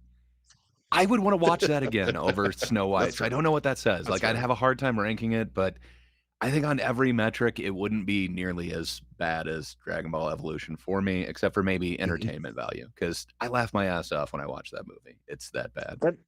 That is true. There is a lot of ironic didn't do that fun with to be Snow had White. with Dragon Ball. Yeah, no, because it's like a nothing movie. There's just nothing happening for huge chunks of it. At least that's how I felt. Oh yeah, well, maybe we should say something nice. Have you guys said anything nice about Snow White? Like, outside of Rachel Zegler, I really liked the recreation of the scene where she's running through the woods and it feels like everything's attacking her. I thought that was kind of well done. Was there anything in the movie that kind of stuck out to you guys like that? Like, it's fine. It's the Acolyte reincarnated. Like, it's not worth praising it. I don't think it's the worst thing in the world. But again, I don't have children. I don't have little girls. I don't know. Like, I know Sean Chandler, both of his daughters were like, yeah. So so wait, sorry, did they like it? Were they into it? Yeah. Cool. I think one of them said like the songs were, I like the songs. It's just like, isn't that all that matters? And again, if you get that stealth back end silver lining where people are watching the 1937 version or like buying it, it almost helps. It's a little bit of a band-aid on some of the issues with just eating shit with this movie. I don't know. When all of the news is just atrocious and you can see the writing on the wall, like around Election Day, when Rachel Zegler just isolates half of the country, do you maybe think about putting things away? Like, maybe we should hold back on this. Maybe we should make it a Disney Plus release. Like, it seems it does seem more like a Warner thing, but they're not afraid to just not release something. Sure. Would that have made a difference? Could you do that with this one, though? There's been so much controversy. Like, I don't know. Is this one too big to be able to shelf like that? I guess other large ones have been shelved, but man, this was all over the news at least 3 times. I think that's the other thing with modern Hollywood. They don't delay things. They don't move off of dates. You got to start acting like it's the 90s again. And if something's not working, don't put it out. Like, I'm looking at you, Star Wars. In no way should Rise of Skywalker have come out at that time. But excuse me, sir, that had some of the best lines in the entire trilogy. Somehow, Palpatine has returned. Like, just say the words, Charles. Somehow, Palpatine has returned. Just say it. Just say it, sir. I made Snoke, and I literally made Snoke. Fucking hell! Why do you make it so hard to love you? Why does J.J. Abrams make it so hard to love him sometimes? Like he comes out swinging with something A like mystery Lost or box. like The Force Awakens. Yeah, maybe that's it. Maybe it's the nature of the mystery box. Like there's just no satisfying way to like. Well, like that Star Wars is like the internet has decided whether or not something's going to work or not. They need to not worry about buzz. I would say even scale back and stop throwing so much information out there for people to chew on. It works sometimes, looking at you, Sonic. But if you feel like it's going to be this thing that like half the people are going to like throw a hissy fit about and like just, I don't know, release a teaser that doesn't give out much information at all. And I'd be so down. make Another movie that I saw this year, The Companion. Really good movie. liked it. Mhm.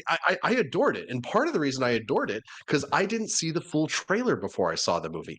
All I saw was the teaser, so all I knew was that my boy Jack Quaid was going to be an absolute creep to a girl that wasn't Anya Taylor-Joy but looked like Anya Taylor-Joy, and so I was like, okay, Speaking I'm of into Heretic, this. sir, she was in Heretic.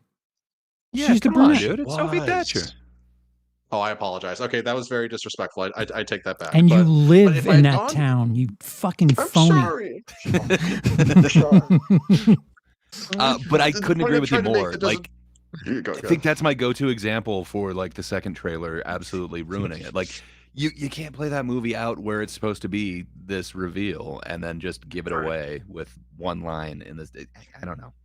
It doesn't seem to make sense. So like my wife went into it blind. She absolutely loved it and she didn't see it coming. Like it worked on that way that I'm assuming the filmmaker intended to have that happen. But man, I was so pissed when I saw that second trailer. It's like, really? That's what it is? Because the first one was perfect. It really teased you. You're wondering why she has her hand over the candle, why there's this compulsion. But man, just I hate that second trailer so much. But I think Also, that's my favorite film of the year. That's literally what I was about to say. I forgot about that movie. Now that I remember it, that's my favorite movie of the year so far, with Looney Tunes coming in second Mine place. too. Like, it's a good movie. It's a really, like when the guy from Smile 2 is, the reveal about him happens. I was like, "Whoa!" Oh, see, I forgot Yeah. he was in Smile too. See, look at that. It's full circle. Boom! Look at us. So go. I guess this is the Disney episode. They announced the cast for Doomsday, and there's a lot of X-Men in this upcoming movie. Do you think there's I wonder why that happened. and like Patrick Stewart X-Men? Do you think there's a chance that there's like time travel shit going on here? Yes. So, I don't. What is Secret Wars? Do you know, Gray? No. I don't know anything about Secret Wars. That's the future, though, isn't it? Doomsday's the next one. Yeah. Oh, you're right. So- I apologize. Okay. But to answer your question, it's kind of similar to the Wolverine Deadpool movie that we got. Essentially, there's this battle world, and then people from a whole bunch of different universes get pulled into it. So you've seen kind of a version of what's going to come up in Secret Wars, I'm Multiverse. pretty sure. Yeah. But if you remember in, now I'm forgetting, the Marvels, Binary, who's Rambo? No, I'm forgetting her first name. She got sent into the Fox X-Men world. So you had Kelsey Grammer as Beast, like treating her. Okay. So I'm assuming it's going to be how she gets back or whatever is going to be how they cross that over. But we'll see. But they've kind of teased it already with, I want to say it was another actor besides Kelsey Grammer, but he was the main one. Kelsey Grammer's Beast. He's been Fox announced. world. They announced Kelsey Grammer. They didn't announce him as Beast. So they showed him. It was only in the post-credit scene, so it's like nothing. You see it for just a slight second that he's treating Monica Rambeau after she gets put into another dimension. So yeah, it'll be interesting, but I'm assuming they've got to pay that off somehow because you can't just send her to the Fox dimension and never bring it up. So good times. And then you saw how successful Blade and Channing Tatum and Daphne Keane were when they brought them back for Deadpool Wolverine. So go full into that. People want the nostalgia. But Deadpool's not in this. They haven't announced Ryan Reynolds. No. Or Hugh Jackman. which is Oh, that's like, interesting. if you're doing the X-Men, why not Hugh Jackman? I have a funny That's a very good question. I have a funny feeling that Robert Downey Jr.'s Doom is going to be like some sort of multiverse, like the Henry Cavill fucking Wolverine. That's what I feel like. It feels like that would be acceptable. That's kind of how it's supposed to be. And there's been a couple different versions where it literally is the same Tony Stark character, but either he's stolen his body or he was just raised in a parallel universe. So it's not outside of the comics. I'm not sure which way they're going with it yet, but I wouldn't be surprised if you're correct on that he is kind of the overarching bad, and it leads that way for a while. But we'll see. It's it's been confirmed, right, that he's going to show up in some capacity in Who? Fantastic Four, Doom. I don't know if that's been confirmed. I think it's been hinted at, but Okay. I don't know. I know Galactus But I know is he's going to be at like least the for big bad. Yeah. I think so. And Okay. supposedly not a cloud this time, but I think he's been Oh, thank confirmed for the 2 Avengers movies. So you'll Okay, probably get like okay. a teaser in one and then the actual thing in the other. By the way, I'm psyched as hell for the actor that they have playing Galactus. I forget his name, but he was the Green Knight in The Green Knight. Like, that guy is one of the most incredible voices in Hollywood, so I am Yeah. so pumped. Love that dude's voice. Like, actually, I need to look it up. What's his name? I should know his name. I should too. I want to. Yeah, Marcy's got it. Ralph Ineson. Thank you, Marcy. Yeah, dude, that guy's incredible. Yeah. Charles, you know him from The Vavitch. Oh, He was in the Vavitch. Oh, The Omen He's too. the dad. Mhm. Oh. I need to understand He's got a great English voice. better. Well, he He also has understands a very oldie bit English. part in Game of Thrones, but you'll like blink and you'll miss him. Are we ready to do news? Let's do some Yeah. news. Guys, we've been kind of doing that anyway. I don't know. We're still rusty, guys. Sorry about that. A film wrapped that us in the United Kingdom are quite excited about, and it's from a little British director named Edgar Wright, and it's called The Running Man. And I'm fucking fired up with nothing to go on, but just Edgar Wright making a film, and I'm almost pissed that it's a remake. Like, oh, great. Hollywood. It's a remake of it's a good Stephen King. It's when he was writing as Richard Bachman. I dig this story so much, and then I dig the Weird Arnold version of it. This is my most anticipated film for 2025. I am there November 7th. Hell yeah. Edgar Wright has done no wrong as far as I'm concerned. Just everything he does from Spaced On. Man, I dig what he does. Yeah. So, yeah, I'm jazzed about this. And I think it's going to be a really fun interpretation. I think the 80s version of it was really kind of fun, but they departed from the original story. So I want to see what they're doing with this, man. But that's awesome news to hear that it wrapped because, yeah, it's November 7th when it's supposed to come out. So I'm assuming they're going to get into some digital After Effects. So plenty of time let's get moving. To edit and a couple of reshoots if necessary. But I trust that man, and without any studio hands, even more so. Although I guess would he be the antithesis of the Russos? Because the Russos just they're like studio men. They keep getting money thrown at their shit, and I can't tell you the last time they made a movie that people were like, oh, nice. It just seems like I don't know if might be Endgame. It seems like every time there's a huge like that fucking Electric State. Yeah. And then all of the Prime shit from Gray Man and like just what I don't know. I hear you. Edgar Wright's track record's not as flawless for me. Last Night in Soho was not my favorite. It was okay. Like I'm not gonna sit here and say it was so good. The cowboy switch is incredible. Like and like the acting This very dick. good. A lot of great cameras using lingo. They did. The Texas Switch is awesome. It is his thing. Like, apologize. it's so good, and they are so amazing in that. That behind the scenes of just that dance sequence is just amazing. I loved all the making of that movie. It's so fun to watch. But I am super Yeah. excited for Running Man because that feels so Edgar Wright. Like I'm so down for that. That's such a great pairing of concept with director. I'm down. And I'm not sure. Also, the if cast he is really good. Yeah, no, the cast looks great on that too. I'm not sure if he is the antithesis of it. I mean, like, we almost got him to do Ant-Man, which I would have loved to see an Edgar Wright's version of Ant-Man, but man, and Cody does have a great point. I was about to say, Cody, I hear, I burn received, sir. You got me. Oh I'm my God. sizzling over here. They may have the best crafty in the business. I'm excited. I don't know about the craft, but man, his craft of filmmaking, so good. What can I say? I'm a sucker for anything Edgar Wright, and his go-to is that whole Texas Switch thing, that like switching out an actor right in front of your eyes.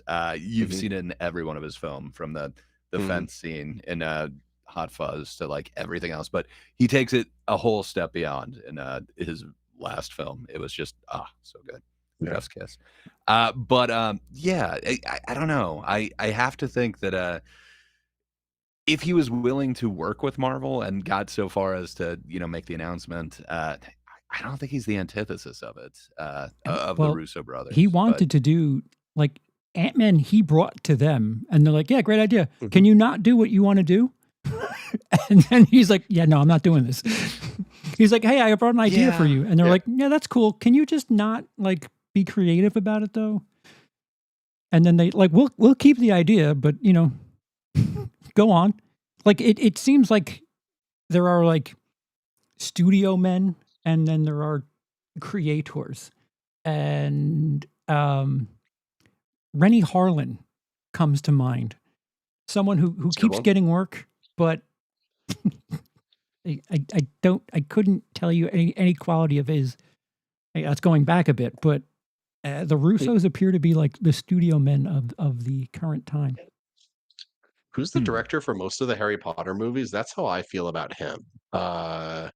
He's just like he's just such a nothing director. You just hand him a movie and he'll hand one back to you. And the Home Alone guy? What's his name? No. The latter half of the movie. No. Christopher Columbus is a legend. I love that man. Deathly Hallows. David Yates. David Yates. That's it. Yeah. Thank you, Adam. Appreciate that, buddy. Yeah, I've never seen a good. I know people like his Harry Potter movies. I have never seen a good David Yates movie, as far as I'm concerned. They're just voids with cinema things happening in them. That's how they feel to me. But yeah. Anyway, sticking to the fall season, we formally had Saw 11 canceled. Apparently there's a lot of that's right. stuff going on behind the scenes, and what got put in its release date place is, speaking of Rennie Harlan, Strangers Part 2 or Strangers Chapter 2.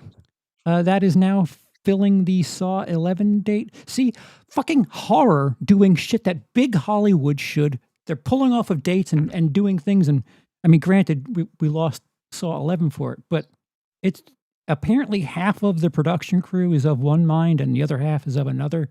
And, Jigsaw's close to 100 years old at this point. Like, I'm not going to lie. It's been a while since I've seen a Saw movie. Saw 10 was good. Like, Saw 10 was very good. I have heard that. Okay, so I'll have to fix that. But it was still a little sad because what's his name who plays Jigsaw is so good, and like that man's only got so he's like 86, I think 83. That's what I'm saying. Let him just make as many of these freaking Saw movies as he wants until he dies. The dude's a legend. Just let him be legendary. Like I don't know. It's just weird that like Saw 11 gets canceled. Dumb horror sequel, and what jumps in its place? Dumber horror sequel. I actually finally saw the. Did you see Cody's comment? He's saying the same thing, but it's like saying Thanksgiving is canceled, but there's some ramen in the garage somewhere. You know, Tobin Bell's 82. Jesus. Yeah. For reference, Gene Hackman was 95 when he died. And if you saw pictures of Gene Hackman, I'm not saying that, I'm just saying. Interesting. I hear what you're saying, but I don't know, man. He looked rather vibrant in Saw X, so I don't know. I'd have to think that he could do it one more time. And granted, it's supposed to be a prequel, so or at least an in-betweener, so I don't know. Throw the backwards hat on him again. I think he could pull off one more movie. You what you do is, I mean, if the production crew is split like that, shoot both movies. How much could it cost? Yeah. And shoot both of them, have a test audience a couple of times, and, better movie wins. Like, what was it going to cost you? $20 million instead of 10? Jerks. I mean, probably. I guess the traps are somewhat expensive, but man, it felt like they had righted the wrongs of a lot of those previous films, and they got off that spiral track, so to speak. But no, I've even heard now teasing that, hey, they might do another Spiral, which Lionsgate is smarter than Disney when it comes to walking away from projects. So a quick financial rundown here. The most expensive Saw movie ever made was Saw 3D in 2010 for $17 million, unless we count Spiral, which did cost $20 million. Chris Rock. But that's not worth it. Yeah, exactly. Yeah, that's what I'm saying. Like, do we count that one? Do we not count that one? No. So like if we have to spend $34 million to make 2 Saw movies back to back to guarantee that we get 2 more movies out of Tobin Bell, I'd say worth it. Like, what's the lowest grossing a Saw movie's been? Can They I find do that well. real quick? They perform well. Un momento. If it didn't do well, they wouldn't make one every year for like 7 years straight. So the worst performing one is obviously Spiral, 23 million. Doesn't count though. But then up next is Saw 6 with 27 million, and that's just about breaking even against that 34 million. And after Saw 6, they've all made at least 38. Like, that's a huge dip between. Wow, that's actually nuts. And that's 27 up to 38. That's at like $6.50 a ticket. So yeah, adjust for inflation, it's far superior. Yeah. And sticking in the horror category, this isn't movie related, it's television related. Friday the 13th, it lives. Linda Cardellini has been announced as Pamela Voorhees in the upcoming Crystal Lake television series. I love her. Man, that's awesome. So I don't see her as a Pamela so Voorhees, but okay. I trust her as almost anything. Following up, Betsy Palmer? Yes. Okay, following up Betsy Palmer is very hard. Like, that's like following Streisand. You can't do it. Like, it's but I think Linda Cardellini, I think she'll do something kind of cool with it. I don't know what it says. Like, I don't know who I'm being more disrespectful to, but I never thought of Pamela Voorhees as like someone I wanted to smash. I do feel that way. Have you seen the original movie? I spent that entire third act being like, "Axe me, mommy." Okay, in Linda Cardellini's favor, did you feel that way about Daphne prior to the live action? No, that's my point. Betsy Palmer, right, I didn't. First of all, Velma. Sorry, Velma. I just screwed that up. But I'm just saying she has a certain quality to her that I believe her in any role. From Freaks and Geeks on, man, she's awesome. Yeah, no, I don't want to be attracted to Jason's mother, and I don't want them to uglify her or anything. Not saying that Betsy Palmer is ugly. Like, that fucking stank Cosby sweater and Lindsay's hairdo, like that's Jason's mother as far as I'm concerned. Not Linda Cardellini, like Hawkeye's wife. She could be a mom now. Don't limit her. She's limitless. She can be whatever she wants to be. I'll watch it. I'm down with this. I know I'm What? down, but if you're getting, I don't know, I want it to be something like Bates Motel, where we're gonna get more of it, and I don't know, like I don't want it to be like the television version of what the movie is, where she's kind of a third of it. Like I would like to have a significant exploration down Pamela's story, and why not Linda Cardellini? And she's had Bloodline, which is on Netflix. I enjoyed that series quite a bit. Not really Hmm. the same type of media, but I just hope it's not the Jason show where she's in it for a little bit. I don't Do we know know. anything about Would it outside Nope, of her? Like, has nope, there been any? Just it's just her story. Okay, for nope. sure. Make money. Okay. We can't call it Friday the Well, 13th because hmm. lawsuit. So I mean, Crystal if Lake. it's TV show like that, it kind of makes sense that you'd go her first one, but then do you bring in any supernatural elements? Does that just come later on, or do you Rob Zombie it? Fuck you. I don't know. How dare you, Rob Zombie? Fair enough. I assume you have her as the first season, but you got to get rid of her at some point. I'm assuming If you there would are just keep Pamela around for the first one. if there are dream sequences where she's walking around with a white horse, I'm gonna come murder you, Greg. I understand. Someone saw a white horse on the way to set, so it makes sense. Awful. Ooh, Marcy's got a good comment. Tony Collette could have been an Epic Palmer. That would have been interesting. I mean, Yes. I'm still down for Linda, but Tony's always good. Yeah. No. Tony Collette, especially coming off of Hereditary. Yeah. Yeah. I'm not really. I don't really have a problem. It's just, I think it's just the fact that I'm like, oh, I'm the old dad now, where like I think the mom characters are hot. Like it's over. It's finally over for me. I was like, we have nothing. This is a show that's been announced, lost an executive producer. I'm excited for the actress, but I don't know what else. Like this could be like Dexter Resurrection, which I don't know. Is there an actor that hasn't been announced for this season? Because every week they're announcing someone else, and it seems like a lot. David Dismalchin, Kristen Ritter, Tony Sherpa, Uma Thurman, Peter Dinklage. These are all I was going to say there was another big name that you didn't mention yet, but fair enough. like, and a couple of others where it's just like, what, are you going to have like an antagonist every episode? Because this is a lot.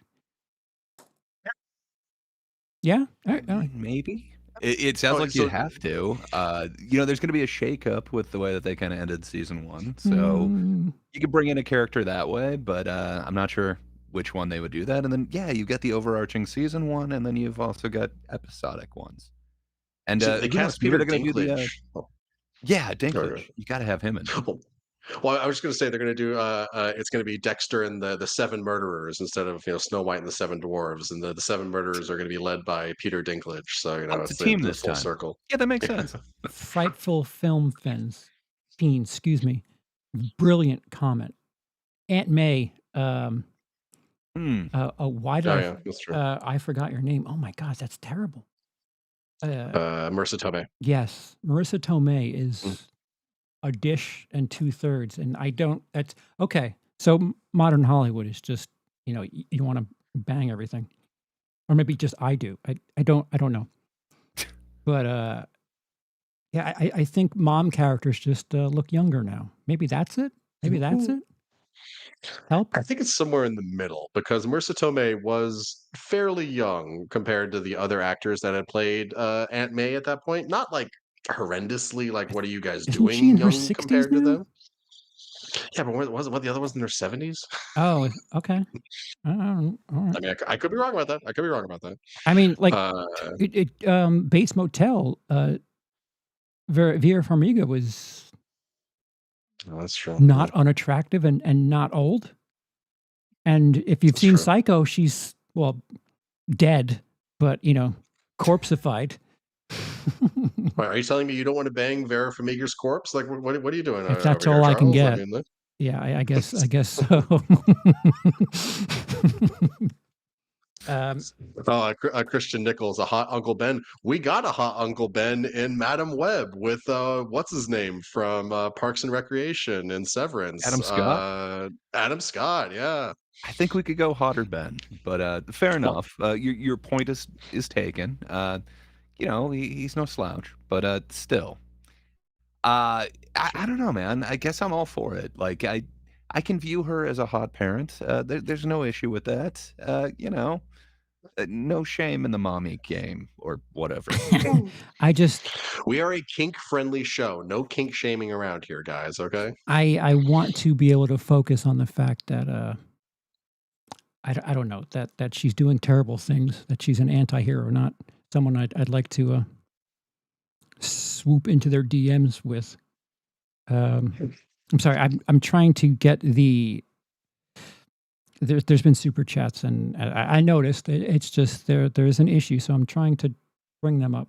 Can someone spin? Also, we're using a new setup and stuff, so we have to relearn how to do things. Companion, we all saw that, and I don't know, like it was just it wasn't really spooky, but like it was off-putting and just kind of fun. You know what I mean? Like like it wasn't really a horror movie for me, but it worked really well as just a thriller. And maybe that's what we need a little bit more of, is just kind of an old-fashioned thriller or two. Like, does that make sense to you guys?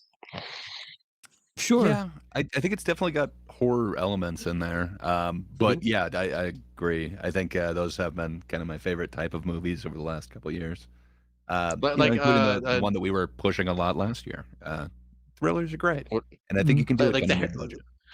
The Heretic was, I'd say more thriller than if that was the movie you're referring to, Gray. I apologize, but I feel like that was more thriller than horror. Like Substance. I love that one too. I was thinking a little bit more Strange Darling, but oh yeah, that's true. That's true. Oh, okay. So I have it here, but there was a rumor. Speaking of Strange Darling.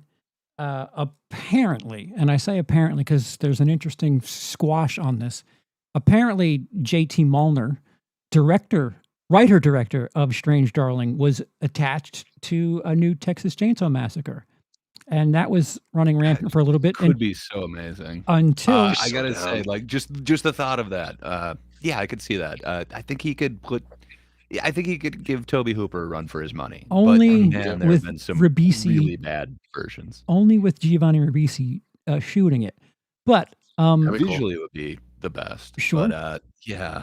I'm hoping he'd have a take on it, but it does kind of fit the I don't know, template that he's kind of using for his movies. They do seem to have a certain kind of elements, themes to them.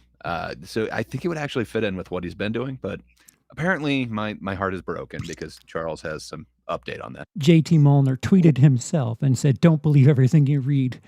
And cryptically, I mean, if he wasn't attached to it, you would think he would just outright say, "I'm not attached to it." They could be in some sort of discussion, which, I mean, Strange Darling's fantastic. If he can get, some sort of big work from it, and it's Texas Chainsaw Massacre, like, all right, how many remakes have there been of that? How many reboots, restarting over? A lot. I mean, everyone forgets about the McConaughey one, but there's some interesting choices that they've made in that genre. I do think there have been some good remakes too, right? Like the Platinum Dunes one. Yes. I don't think is terrible. I think that one's actually kind of all right. Sure. What was the one that came out during COVID? That one wasn't incredible. The Netflix one? I liked it. No. I kind of liked it. It had an actual chainsaw massacre in it. I'm just saying, like an actual legitimate chainsaw massacre. I just, all right, let me. I have them also, here. if Kyle Gallner plays, what's his name, Leatherface, I'm so sold. That would be. No. I want that so badly. You never know. He could be any of the family. Yeah, you don't want him, with a mask over his face. That doesn't make any sense. All right, Well, a mask, but with the mustache sticking out still. Like, so to the super chats. First one Koreans. from Marcy. I hesitate to share, but my dad was diagnosed with cancer. We're awaiting treatment, so it's not terminal yet. I'd love for us to keep having fun. It means a lot, and my dad wants me to stay myself, so I intend to honor that. Well, Yeah. Oh my best God, wishes. dude. Yeah. For sure, man. Dude, I'm right there with you right now, man. It's hard when it's family. I feel you, Marcy. Stay strong, buddy. Mm, It's it's tough. sorry if I'm spoiling the mood. I just need us to have fun and not make people upset. Right?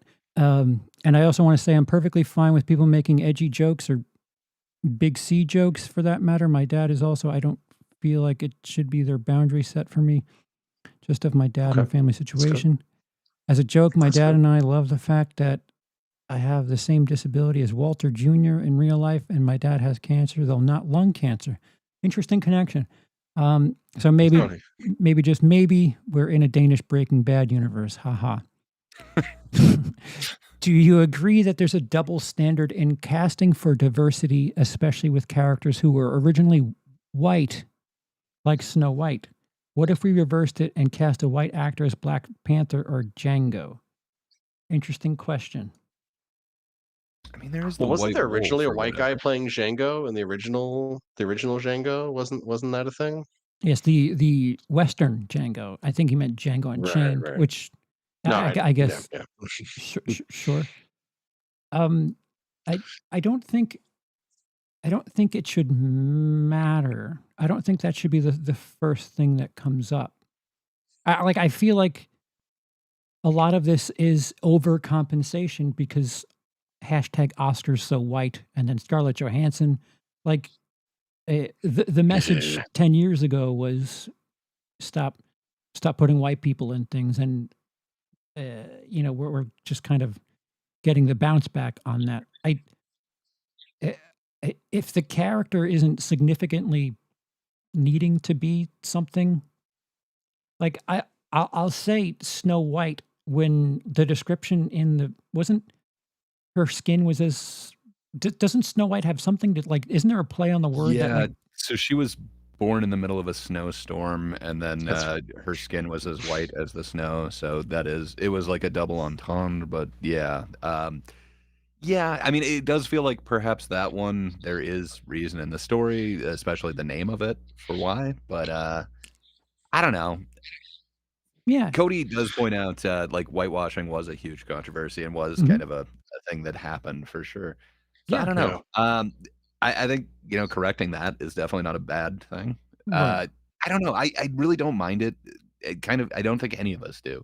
If it's done well and it's like kind of still the best person for that character gets it. Like I had no problem with Kingpin when now I'm blanking on his name. Michael Clark Duncan played Kingpin, and I thought he was the best part of that Daredevil thing. He was. That didn't throw me at all. It was just like, hell yeah, like this is awesome.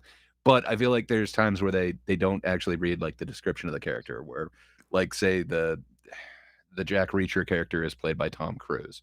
That just feels like they're going completely against what the character is supposed to be. But man, one of my favorite book series is recently been adapted by Prime, Wheel of Time, and they basically like just race swapped every character. That's not my problem that I have with it. It kind of makes sense to me, especially if you know like the story and where it's supposed to take place and like the timeline of the universe. It totally makes sense to me, and I feel like they got a lot of the right actors in those roles. But man, did they screw up the story and the actual characterization. It feels like they just don't understand the character, but it has nothing to do with who's playing it. It's the writing. It just, for me, it's just not there. We touched on it earlier, and something that needs to stop happening is stop trying to play to the internet audience, because they're going to hear that, they're going to base judgment on things that, like, I mean, we just had a little fun at Linda Cardellini's expense. Like, we know nothing about what they're doing with that. The same thing happens on the internet. Like, here's insert character that isn't what you know from book or show or whatever, and people just go fucking bananas about it. that if you're going to do these things, either don't announce them before there's footage or whatever, or just ignore it and just focus on making the characters, the product, worthy of compliments. Because in the end, if the material itself is good, and people are like throwing a hissy fit about the color of someone's skin or the gender of a person, like they're the asshole. Like just stop worrying about it. Like do your thing. Yeah. And if the work is worthy of, admiration, that's all that fucking matters. I Yeah, I agree. think, And honestly, Cody, I've been kind of quiet just because Cody really took the words out of my mouth. Like, it's an overcompensation for a long time problem, and that's just kind of Mhm. how things go. Yeah. Like the wheels for government, the wheels for productions, like they turn kind of slowly, and once they kind of get locked into where you wanted them to be in 2017, it's no longer 2017, it's Yeah. 2025, and so it's just kind of how these things go. I don't really think I've seen any egregious, like, necessarily like destroying the movie kind of casting, but yeah, I think it's interesting when they do it. Like, who would have thought Samuel L. Jackson for Nick Fury? Like, that Yeah. was incredible casting as far as I'm I concerned. thought they would have gone Hasselhoff with it. I think, Sam Jackson is way better than Hasselhoff in any character. So I'm Hey, down for that. I'm a firm believer of not hassling the Hoff, but sorry, buddy, Samuel Jackson's got you beat there. Like, Yeah. I think Jice summed up what I was trying to say way better than I did.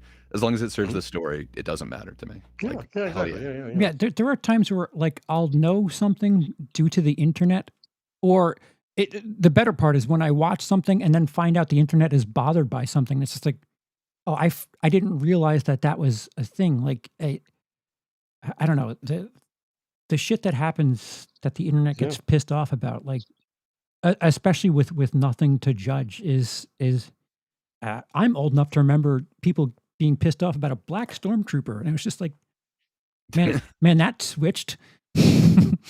Oh, I remember when what's his name got cast as the Joker for The Dark Knight, and everyone and their mother was like, "Oh, that pretty boy! Like, what is all this? Yeah, but I he's can't white. be surprised by anything." Oh, that's true. That's true. That's fair. That's fair. That's fair. Troy, not exactly 1-to-1, but if you were a Marvel fan from Iron Man to Endgame, the story reached its conclusion. So everything from here on is like, please buy the next decade of remakes, essentially. Yeah. Yeah. Well said. It does feel like that story is wrapped up. Like, Yeah. I don't know that I want to go on with the next part of it. Name a great post Endgame Marvel movie. Great. I like Doctor Strange. I really like Doctor Strange, actually. Great. There's a couple of TV shows that I like, but yeah, that's about it. I mean, Guardians 3 is good. Guardians 3 is good. Guardians 3 is good. I think There's Guardians a lot of 3 them is that I actually, like, but yeah. that great, I don't think I'd actually throw that on any of them. But looks like Adam's saying No Way Home. Fair enough. I wasn't No Way Home is the good. biggest fan of that, but I don't hate it. I'm definitely a fan. It's one of those movies that No Way Home that it's best the first time you watch it, and then the more that you watch it, like it doesn't fall apart necessarily, but like it just doesn't have the same impact. And there's a lot of that movie is built in the impact, at least for me. But I still think it's good. Like, it's fun seeing all three Spider-Men on screen. It's fun seeing Jamie Foxx back as Electro. It's fun seeing what's his name back as Goblin. That was incredible. You're feeding their fucking bullshit. That's that member berry fucking fan service shit. That's true. And look at this dick. Well, going speaking of that, we extra got Deadpool credit. Wolverine listed as well. Asshole picked 3. Yes, sorry. Cody. I'm Deadpool, sorry. Wolverine, Guardians 3, and Spider-Man No Way Home, which everything except for Deadpool Wolverine, we all named. I'm going to put this out to you guys. There's a children movie coming out in Denmark called Spermageddon, about 2 teens trying to have a safe. Number 6.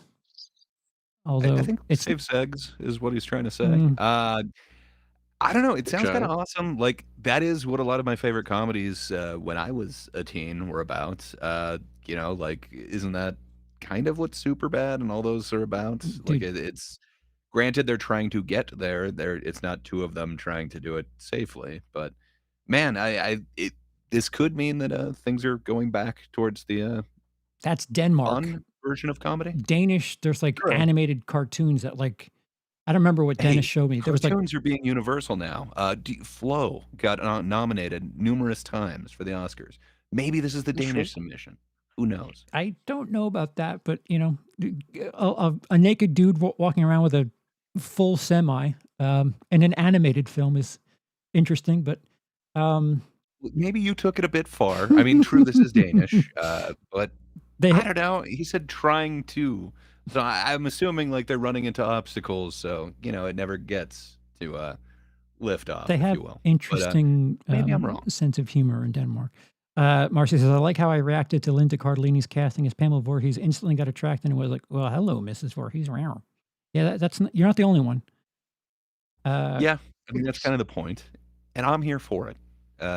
I think more Cardellini in everything. Let's do this. Christian. I do agree with that. Yeah. Yes, I agree. Anyone get a chance to watch The Woman in the Yard? Just thought tonight and had to apologize after the movie to a friend who dealt with that issue. Is that a spoiler? Yeah. So kind of. Cody recently made 2 awesome movies, and I think he had 2 different polls on both YouTube and I think his Twitter. But it's actually getting some talk about whether or not Blumhouse is releasing it with kind of 2 endings, or if people are just kind of seeing it a different way. But it's a kind of controversial one that's kind of nothing movie, but then it's got this interesting take on the end, and people are kind of interpreting it different ways. But it has to do with self-harm and extreme grief and depression. So, you know, be warned if you're going in there. It might not be a fun time in there, but I definitely want to see it after the controversy that Cody kind of brought up on this thing. Can horror be, I don't know, I hate to sound like old man yelling at It has cloud. an interesting message where it could be interpreted as yes, that it's pro this thing. And why is there so much like miserable horror? Not even like, oh, fun, I'm being chased and oh, I better live. It's like, oh man, isn't depression the worst? Like that's what horror is. and yes, it is. This reflective of the times. That. So if that doesn't sound like a good time to you, you might want to skip this one. But yeah, I know I'm interested in seeing it now just because of this. I had recently like written it off as like, oh, it's like one of those Night Swim early year. Cody, things. is that the thing that? Oh, I believe it is. Cody asked me. It's not out here, so there's. I cannot join the conversation just yet, but. My uncle might be able to hook you up. Really? Because mine. We could exchange uncle's phone numbers later, but there was another one I forgot. All right. No, he's a magnanimous fella. I think he'll get it off. You'll hit it off. Did I catch up? Am I caught up? I think I'm caught up. Right? Is that everyone? If you dropped a super chat and it was missed, don't talk about being on the screen because new format. But if we didn't read your chat, holler out loud. Holler if you hear me. Yeah. Okay. Yes, Cody. All right. So I'm familiar with it without knowing what the subject matter is. But apparently it goes pretty dark. So I definitely want to see it now. But I had no desire prior to this thing. So I don't know. Yikes. Again, it could be a weird marketing ploy, and they might be geniuses, or people are just interpreting it wrong. Yeah. Blumhouse is an interesting studio producer. I hate to be so cynical about them, but you know, every now and again they throw out a banger. So, but a lot of the shit they throw out into the world is kind of cynical. Not wrong. Go on. What's that? Did you say I don't know? What? Oh no, I'm saying you're not wrong. I'm agreeing with you. There's definitely a lot of cynicism, just kind of in general these days, and it can be a little tiring sometimes. Marcy, I actually think casting Linda Cardellini for Pamela makes sense because in the original it was supposed to be that Pamela should be seen as a lovable person that is secretly twisted and complex. lovable. That's interesting. You don't really see her for 2/3 of the movie. Don't make me go against every argument that I've had to for her. When you hear of what's happened, you kind of send your love and sympathies to her. I get what Marcy's saying. The green Jeep But, got more attention than Pamela did in the first couple of. Cody says, long story short, 2 groups of people were swearing they saw something different in the final shot. I think one group just wasn't paying close attention, but dug their feet in the sand. Oh, yeah, Cody's. Interesting. If you don't mind it getting spoiled, Cody put warnings all over his video about the spoilers, but I think he's got a really banger of a hypothesis as to why people are seeing 2 different things at the end. I think it makes perfect sense. such a miserably dark I ending. really want to see this movie. This thing sounds amazing. Who directed this? Amazing? Is Blumhouse? Is that Blumhouse? Okay. Yeah. Oh, it was that Jean Collette guy. Oh, The Shallows. Oh, I like him. Okay, that's interesting. I'm interested. I mean, it doesn't sound like you guys are saying it's great, but I at least want to see it. Cody is not if it's endorsing it. controversial, I'm interested. But I Cody's hear not that, at but all like, saying it's amazing. I well, don't want to oversell this or anything. Just if they market it a certain way, it seems like a really interesting tactic that's getting people to talk about it. But interesting. Okay. by no means is anyone saying this is amazing. Just people are disagreeing Okay. about what they saw at the end. Okay. I feel like other choices for Pamela, they maybe would have been on the nose, twisted, and not have warmth, motherly, sad, tragic side. Yeah, it's a television series, so you can't just be in and out in 90 minutes. So if you're gonna show that much of her, you're gonna have to fill that character out. Cody, that is definitely what I'm going to say when I walk up to buy a ticket. It's like, hello, excuse me, Cody sent me here to see this movie, and he told me it was good. 1 ticket, please. Oh, and Well, I wouldn't have been interested, but but spooky again. Cody did pique my interest with his videos. So in a way, he sent me, but with the expectations of I'm probably not going to like this. I guess amazing wasn't the right word. I'm just more interested by what could people be seeing that's so different in this final shot? Wait a I'm minute. fascinated by that. The 4th movie of the weekend is what all this fuss is about. Interesting.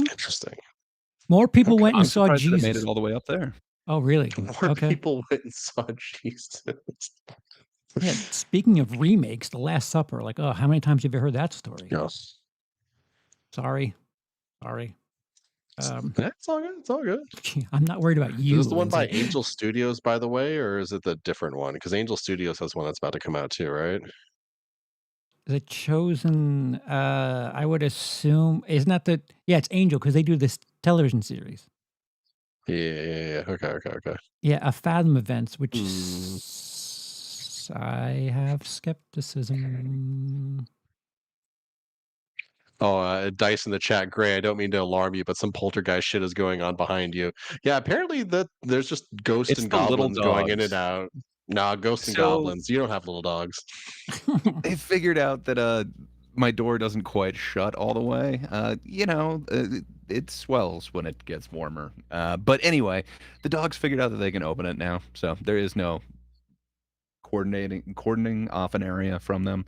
They just run at the door. So it was a little dog, I swear, but he's kind of a little creature. T-Matt asks, none of us are fans of Alto Nights. It's not out here. I don't think it's doing well at all. Yep, not in the top 10. You know the story behind that movie, by the way? Robert. Well, I mean, do you? Bobby D? Like, do you need anything else? Oh, no. Not that. It's the guy who made it is a very, very, very good friend of David Zaslav, and so even though its early screenings with critics went over horribly and nobody liked it, it still got the full release, while other movies are not getting that full release treatment who aren't made by people that are friends of David Zaslav. Oh man, they should all get the full release. Come on. I agree. Yeah. So Tiamat, it's not doing well. That's for certain. It's Cody says that dog has the same face I did in the last 10 minutes of Woman in the Yard. I like that I had, like, I have nothing to go on, and suddenly I have interest or intrigue in something that I was fine being ignorant to. It's kind of where I'm at. Like, I just thought it was like a run-of-the-mill horror movie, but now I'm suddenly like, I kind of want to see this. Like, and I understand it's not good, but there's so much buzz around it. I'm just curious. I think that's the problem. Like, if I'm not mistaken, Cody's video performed rather well, and it seems like, Oh, really? oh, I want to be here for the fucking trash being flung at the wall. It doesn't, like, if you make a review of something that you think is brilliant, it just doesn't get attention. But, like, the internet's the worst place on earth because people just want to shit on things. 80,000 views, for fuck's sake. For a Blumhouse review, man.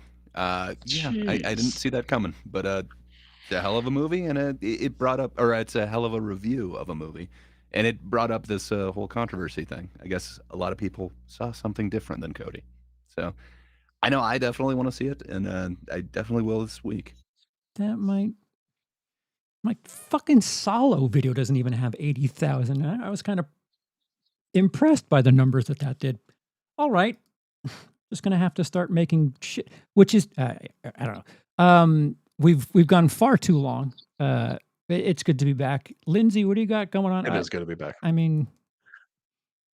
I've got stuff. I've had a little bit of microphone drama. I'm not hear a huge fan of the Blue Yeti, obviously, but like it works. Like, it's getting me through this. There are a couple of videos that I want to do. One I just want to put on my channel just for the sake of putting it on my channel, just kind of like talking about what January this year was like for me, and just kind of the roller coaster ride of all that. So I want to do that. I also, if you don't follow me on Instagram, check me out. But they are shooting season 2 of Fallout, like literally around the corner from me, like very literally around the corner from me. I drive by it every day without even having to like put effort into driving by it. And it's been a fascinating thing watching this massive outdoor set that, if spoilers, is set in New Vegas. So like I'm living in the valley in Los Angeles, and there's a fake Las Vegas in my backyard right now. And they teased it at the end of season 1, so it's not really a spoiler, but it's kind of a spoiler. Doesn't matter. I'm not going to go anything too specific about that, but I do want to do a video about that because it's been really interesting just kind of watching all that evolve. And I don't know, so I've got things that I'm working on, but I need to figure out my microphone situation first. Gray Palpy? What about you?